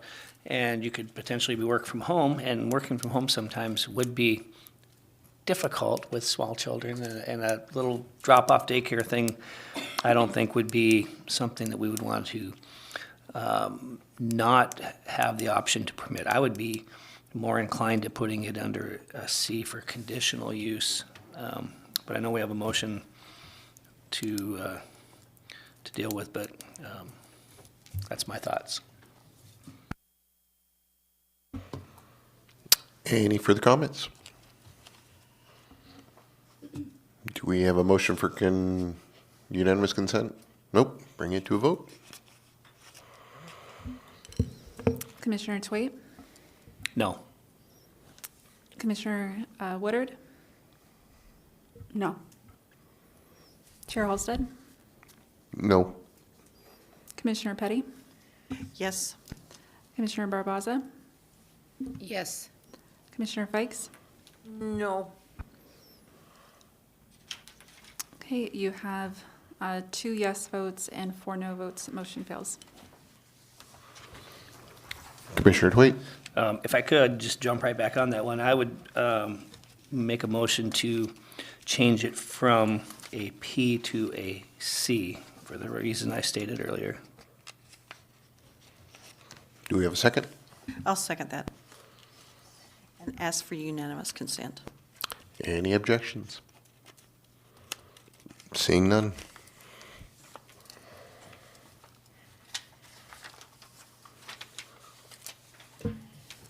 Commissioner Twait?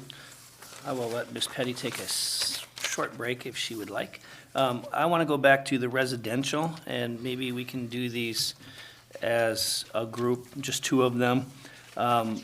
Again, sitting through a lot of those meetings, and well, I'll make the motion first. I would like to change the 1-family dwelling to an N and the 2 and 3 family dwellings to a C. Do we need to make that 2 separate? Do it, okay, then I'll start with the 1-family dwelling from a conditional use to an N. Second. Oh, no, Oh, yeah, to an N, yeah. second it. Okay. And again, my rationale for that is in sitting through those meetings, the idea was to try to create higher density, and single-family homes seem they're just gonna take up more space. So I would be inclined to want to get higher density housing in there when it's possible, and leave that land, more of the land opened up for other development. I'd like to request unanimous consent. Any objections? Seeing none. Commissioner Twait? Okay, and then also on the 2 and 3 family dwellings, I would like to take that from permitted to conditional. And again, kind of the idea is that we want to try to maximize the footprints, and there might be some parcels that end up being conducive to a 2 or 3 family dwelling, so that's why I would like to see it a C. I'll second that. Do we have a motion for unanimous consent? I request unanimous consent. Any objections? Seeing none.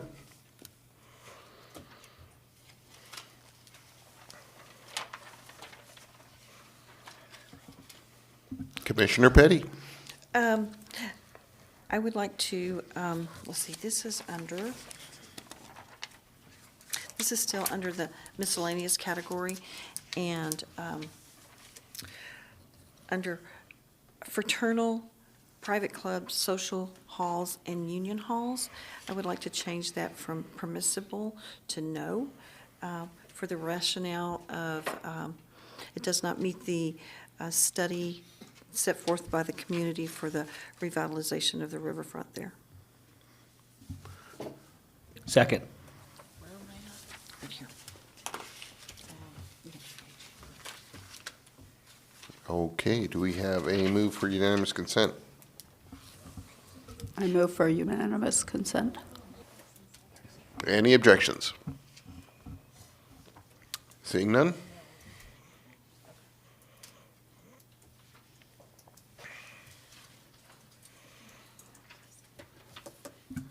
Commissioner Petty? Under the miscellaneous, under nursing, convalescent, and rest homes, to change that from permissible to no, for the rationale that it does not meet the vision of the community set forth by the study for the revitalization of the riverfront. Second. Ask for unanimous consent. Any objection? Seeing none.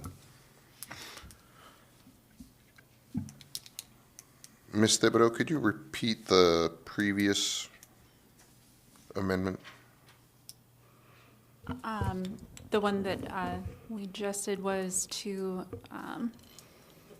change the nursing convalescent rest homes. Previous to the nursing homes, Okay. the fraternal organizations. Fraternal organizations and private That- clubs. So that one was unanimous Unanimous. consent. Okay, thank you.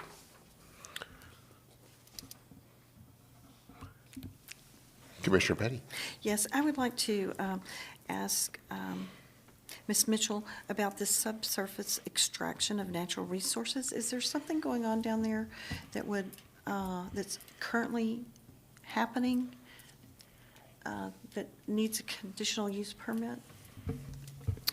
Thank you, Commissioner Petty. There is an existing subsurface. It's right near the boat launch. I can't remember who is, but if you drive by it, you'll see it. It's all above ground facilities.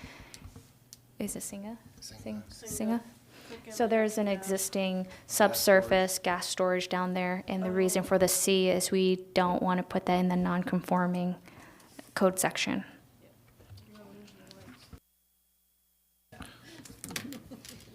Commissioner Twait? So I guess I didn't realize that was part of this chunk of land. It is in there, okay. It is within the rezone area. Gotcha.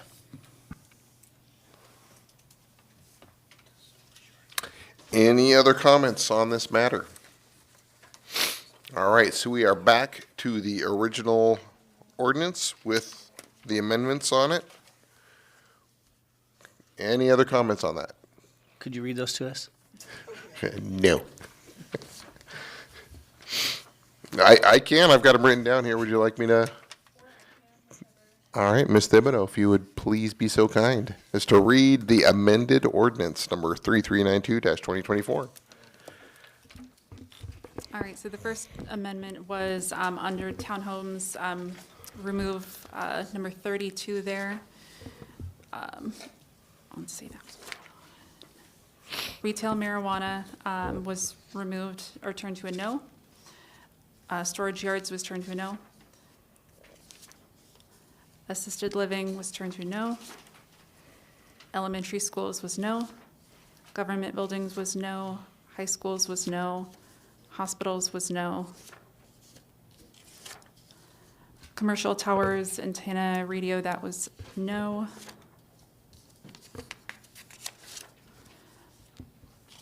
Daycare was changed from a permitted use to conditional use. One-family dwellings to a no. 2 and 3 family dwellings to conditional use. Fraternal organizations and private clubs was no. Nursing convalescent rest homes was a no. Are we on the same page? That looks like what I got. I didn't hear the animal, you missed it, but animal boarding and commercial kennel is a no. That Because did you not. read it. It failed. Oh, it failed, sorry, it was. So, that wasn't mentioned, that was the only thing. Okay, so as written, do we have any other comments on this matter? May we please get a vote? Commissioner Twait? Yes. Commissioner Woodard? Yes. Commissioner Petty? Yes. Commissioner Barbaza? Yes. Commissioner Fikes? Yes. Chair Holstead? Yes. Motion passes. Outstanding. Thank you very much, everyone, for your comments on that. We didn't comment or get a vote on the color that we were gonna do the zone in. That's for next meeting, maybe? It's blue, water. Oh, all right, well, all right, item G, unfinished business, we have none. New business, we have one, action approval granting a home occupation permit. Oops, sorry, that was a consent, I will shut my mouth. All right, reports. Do we need to take an Andes real quick? We'll hear from our sponsors, we'll be right back.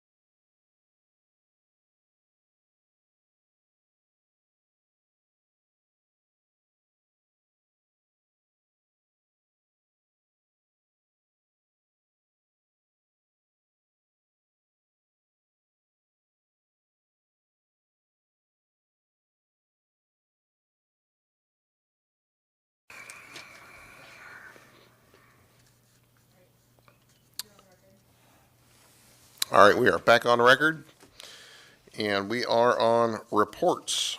We're switching it up a little bit. First report is our Planning Director, Planning Director Mitchell. May we have your report, please? Thank you, Chair Halstead, and thank you for that break. I needed it. My legs needed it. First and foremost, you've noticed in the report section of your agenda has switched. City Clerk's Office reviewed the format and order of things and recommended changes to the order of the reports from what was previously City Council, the Borough, and then City Administration to be consistent with the other commissions. So now this will be the new order of things for reports from Planning Director, Commission Chair, and now Borough Planning, and now the City Council Liaison. So I just wanted to point that out. I have a few things, so bear with me. I participated in the job shadow this week with the high school. Was not hopeful if anyone even knew what I do. So was surprised that I had one student, and he was a very bright, intelligent student, that I asked him why. And he said he knows almost everything except what this department does, what planning and zoning is all about. So he wanted to learn more. And I hope that he had a really good experience. I covered everything under sun, and I spent a lot of time on the phone, unfortunately. But we had a lot of good conversations. I asked for his input as a student, as a resident, and as a community member, and I can appreciate his comments on some of the things that I should recognize. So I appreciate that opportunity and look forward to future opportunities on that. A little bit of something I've done recently. I was a guest speaker at the Realtor Associations on the Kenai Peninsula. I was a guest speaker on a presentation titled Understanding the Basics of Land Use and Development in the City of Kenai. There were probably over 50, 60 attendees, and it turned out really well. Everyone loved it.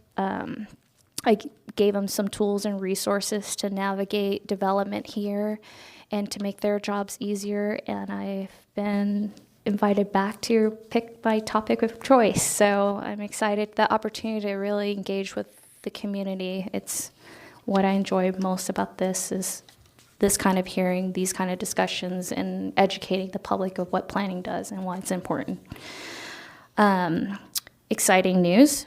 I've offered a job position for the planning technician, and the applicant or the candidate accepted. They will be starting on February 26th, and he is Brandon McElria, if anyone know him. He worked previously at the Borough for a little bit, I think more than 5 years, but it's been a while, so we're excited to have him, and he will be a full-time staff. Some changes to note. I've been trying to work on some GIS maps. So if you look at our gallery map, it's been given a new look. I can't show it to you because I don't have access to the screen. But if you go to our city website, it used to have a really dark banner, and it says City of Kenai, and then you scroll down and you see the 4 maps. Now it's just a nice white with the new logo, consistency, it's brighter. So it's given a new look, and all the previous maps that were available, I went ahead and updated the parcel to be consistent, more current with the borough's data. Some of those maps were parcel data from 2018. So I just don't believe in having information that are outdated. So the ones that are outdated and I can't get to, I went ahead and pulled it off the website for now with the goal of updating it and then bringing it back to the public. Lastly, there is an amendment that I would like to propose to your commission, and something to think about is these annual reports. I'm not a huge advocate of coming into a new city and making changes. I really like to observe. I really like to understand why we got to where we were or are, and to see what purpose it served then, and does it still serve the purpose today. I've worked for 6 cities now. This is my 6th city, and this is the smallest city. I've never seen an annual report. We done research and searched the nation. No one else does annual reports. It puts a burden on staff. It puts a burden on the operators. A lot of people get really stressed out by December. I've had feedback where your ordinance says I need to submit this annual report between October 31st and the end of December. And they're like, but I operate until the last day of December. So you're telling me I have to submit a report the last day before I operate and during the holidays. Your timeline does not work out. And then on top of that, I think it has evolved to where the form itself, the annual report, then says we check for current payments of utilities with city services. We don't put that burden on anyone else. Why are we putting that burden on CUP operators? I really want to dive in deep and remove this, because as this department and my vision for it, I think we need to stop being bogged down by the day-to-day thing and ask ourselves, what purpose does it serve? And if it's not, I'm happy to modify and adjust. But so far, being here for almost a year and a half, I see zero benefit to this. To be bluntly honest with you, no one else does it, and there's a reason for that. They're governed by the CUP, and if they violate it, there's a process. Do we have a perfect process when it comes to enforcement? No, because we don't have a standard of operating procedure, but that is on the horizon for me to address. So I would like your commission to really look into the annual report, and please enlighten me if I'm missing something. But this has been something that since the adoption of the zoning ordinance that was in place, and if you know the history of how planning has evolved from the city, it started off from a public works, branched off from an assistant, and then to a city planner. So the fundamentals of planning and zoning, this doesn't fit it. I'm happy to be creative and dynamic, but I don't see this being it. So I would love to propose an amendment to remove this, and if we can modify in any way that we want to seek compliance, I just don't see an annual report being the case. So I appreciate if you would consider that as something that I can bring forth to your commission. As a reminder, this is the last week for the building official. It's his last week this week, so he has been very busy with a lot of back-to-back building inspections. That also means that we won't have a building official, but it's not to say we won't have someone to fill in for inspections and building reviews. There probably will be an adjustment period. I have offered to help with questions because I usually have when he's absent. So, if you have people calling and saying there's delay, you can refer them to planning and zoning. My assistant knows how to route it and who to route it to. So I just want to share that information to you. Things are starting to pick up here. I have 3 CUPs submitted in the last 2 weeks. I have another HOP, and I have several plats. On top of that, I still want to do a lot of code amendments, coming back with you with comp plan amendments. So I'm trying to figure out how do I prioritize these things. So if you can just bear with me, there's just a lot coming across my table, and there's a grant that I found out is due Friday for the hazard mitigation plan. So on top of that, and I apologize for my late packet, my 3-year-old had croup, so I didn't have a lot of sleep during that period where he was recovering, and that was the reason why the packet was a little late. A little bit of update on code enforcement solution. With everything that I have on my plate, I had to delay the implementation of it, meaning meeting with the vendor and coming up with a plan and giving them all the information they need to build the software that's customized to the way City of Kenai works. So I'm hoping to schedule a meeting here in the next 2 weeks with them and do a kickoff meeting, but that's kind of where that stands. And budget right now is the forefront of every department head's focus, and that was due today. I'm going to probably turn it in late, but I have to adjust my budget because now, it was approved for additional halftime. So again, there's just a lot, but it makes me sad that everyone who comes to me now is just like, I know you're really busy. I know you're really busy. And it makes me sad because there's no one to socially interact with me, and I seem too busy for everyone, but I recognize how busy I am, but I'm never too busy to help. So I guess what I'm asking is just know that I'm never too busy to have a conversation, to educate, to help the city grow and thrive. And Yeah, that's pretty much it. And a little bit of reminding you of my role for you as a commission is, and if I appear any way to, conflict with what you're doing, my goal is just to provide information so that you can best navigate how to explain your case, because ultimately I have to explain a little bit of where you're coming from to council. That's where I'm coming at. I'm here to support you, to give you the right information, know the decisions you make and how that's going to be affected. So I appreciate the discussion we had tonight, and I appreciate all of you. So thank you. Any questions?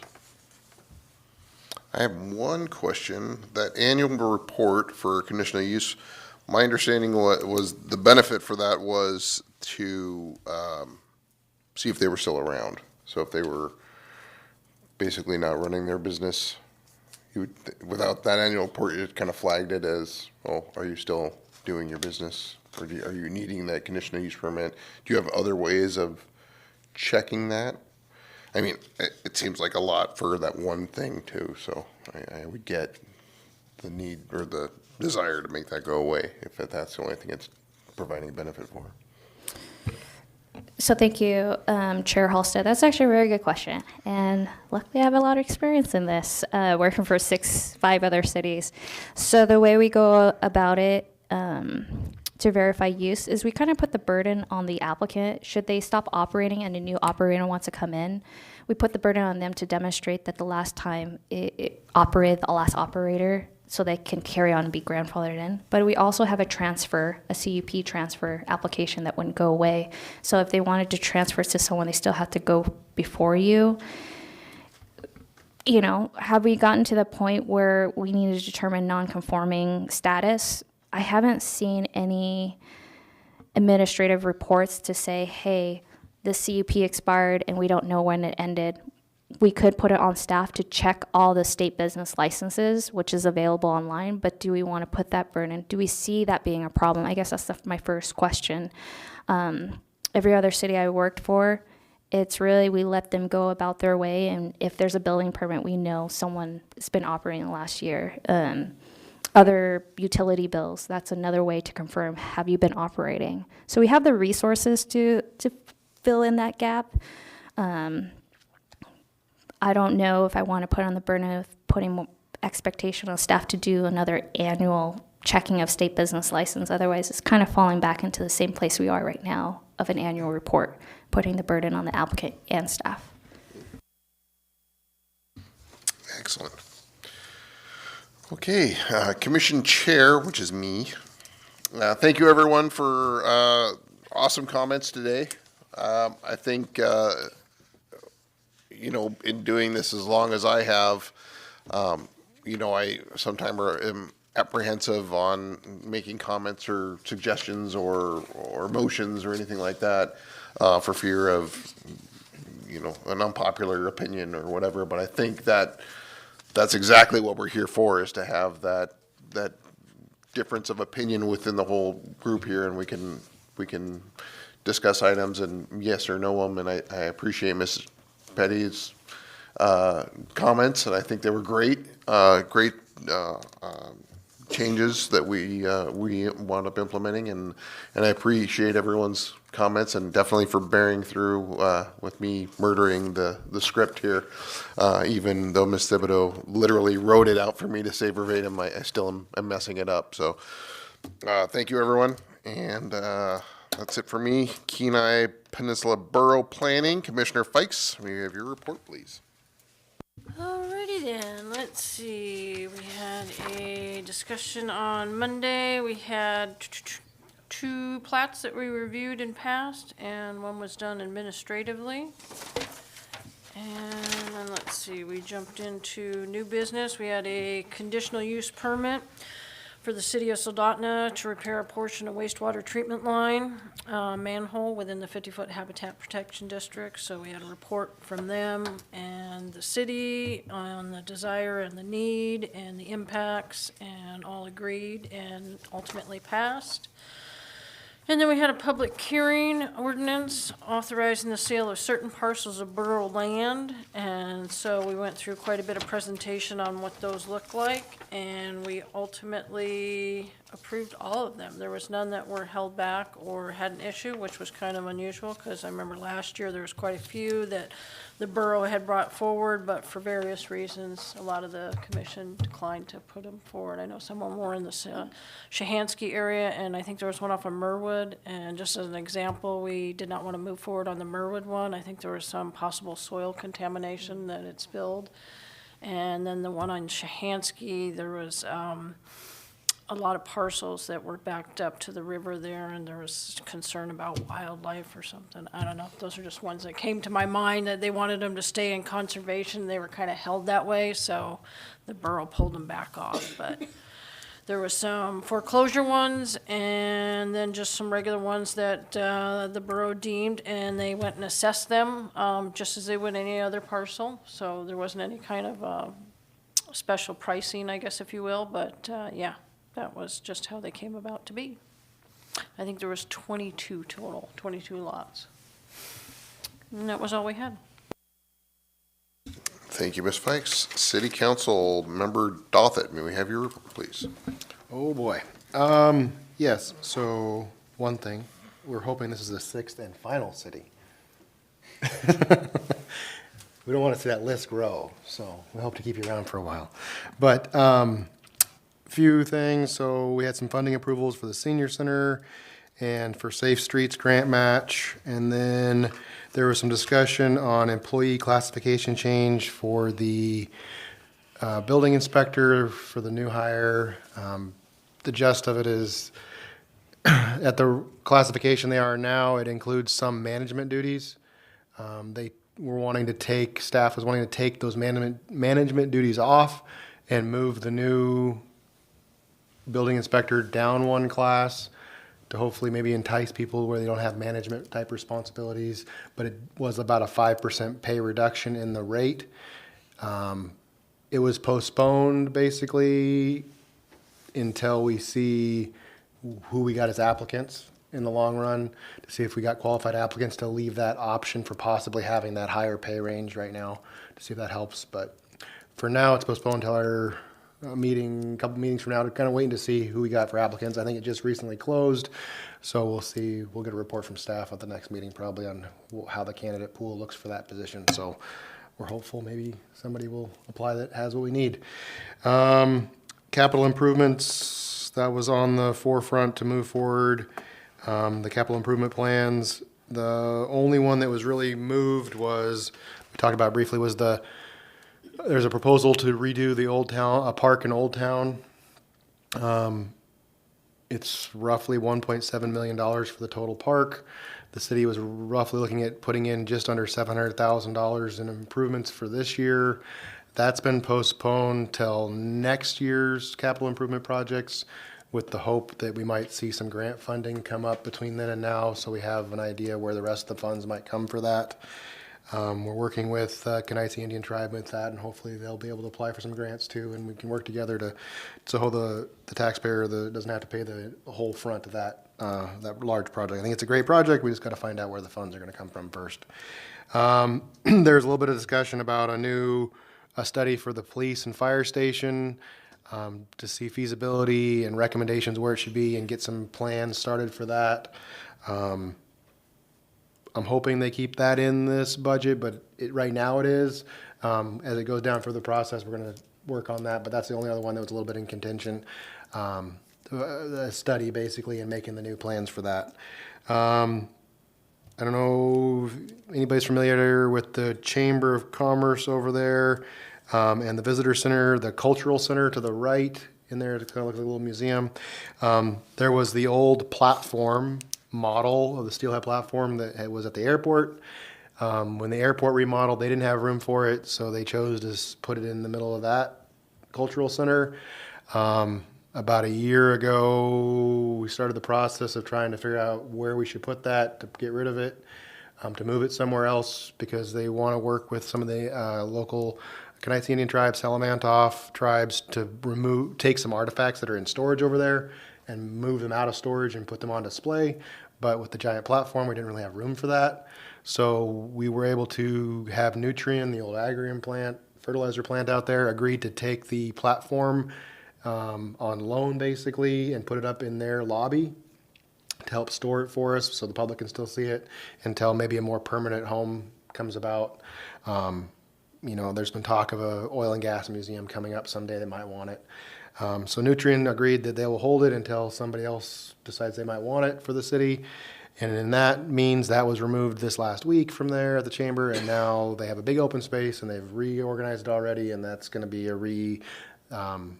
remodel in there, and we're hoping to have a bunch of new artifacts and display over there, hopefully for like a spring soft reopening thing. So that was kind of neat.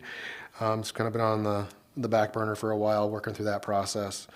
Those are kind of the big things coming up, and then of course now we start with all the budget meetings. So those are coming up. Thank you very much. Maybe the steelhead in Old Town Park, save some of that 1.7 million, just put it on display there. It's a little bit old and brittle for that, I think. It'd be interesting to see that being moved. It's already moved. Yeah. But the interesting part is if you do want to go out to Nutrien, you can go out there. It's no longer in the big glass case. So you can kind of get up and personal and see it. Oh, wow. It's just roped off inside of there. So you Crazy. can actually get a better look out of it. So it's pretty neat. That'd be a pain to dust. So they roped it off with some rope and chain, and then it's put together so you can really kind of see it. So it's kind of cool. Very nice. All right, item J, additional public comment. Is there anyone from the public wishing to comment? Thank you very much. Please state your name and address for the record.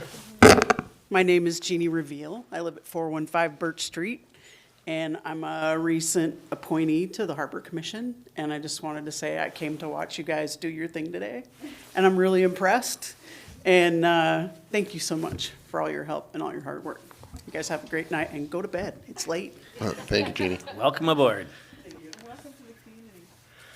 Anyone else? Doesn't look like anyone's online. All right. K, we have next meeting attendance notification. Next meeting is scheduled for Friday, February 28th, 2024. Is anyone planning to be absent or attending remotely during that meeting? Everyone's What day of the week here. was it? Look, this says February. Oh, I don't know why I said Friday. How about so February confused. 28th? It's late.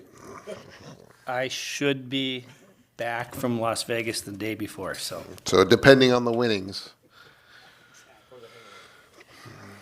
Additional commission comments and questions. Commissioner Barbaza. Thanks for sticking through everything tonight. Glenise and I had went over all that list, and I just really appreciate all the input and the shared knowledge from everybody. And thank you, staff. Commissioner Woodard. I'm good. Commissioner Twait. I'm good. I may be looking for a place to stay tonight. My door's locked when I get home. Commissioner Petty. Yes, I would like to thank the Planning and Zoning Director and encourage her to offer us the amendment to, with that annual report, so that we could have more efficiency and time for greater opportunities. Thank you so very much. And also, it was a very wonderful, robust discussion, and we have a clean slate, and we get to help direct how that waterfront's going to look, and I appreciate everybody's wonderful hard work, and I really thank the administration for the work session that we had on Monday, which made helping go forward with this tonight much easier. Thank you so very much. Commissioner Fikes. Thank you for those that attended. For those of us who weren't, that was very helpful to have that robust discussion, so I was very appreciative of that. It streamlined it, but did not make it feel like a rubber stamp, so I appreciated all the input and looking at all the angles moving forward, and I concur with Commissioner Petty. If there's other things we can do to lighten the load for staff, I'm all for it, because I'm very happy to see the direction that you're taking us. I've had the opportunity to see many people before you leave that seat, and I'd like to see you stay. So thank you for all your hard work. Absolutely. Oh, and thank you, Ms. Commissioner Woodard, for delicious cookies. So definitely kept me going. Happy Valentine's Day, everybody. And one other comment I'd like to make for everyone is with the warmer weather, or that walk to your car is going to be super icy. Roads are going to be really icy, so please be careful going home tonight and going to work in the morning. That being said, no pending items. There's no further business before this body. The meeting is adjourned. I don't know why I read first.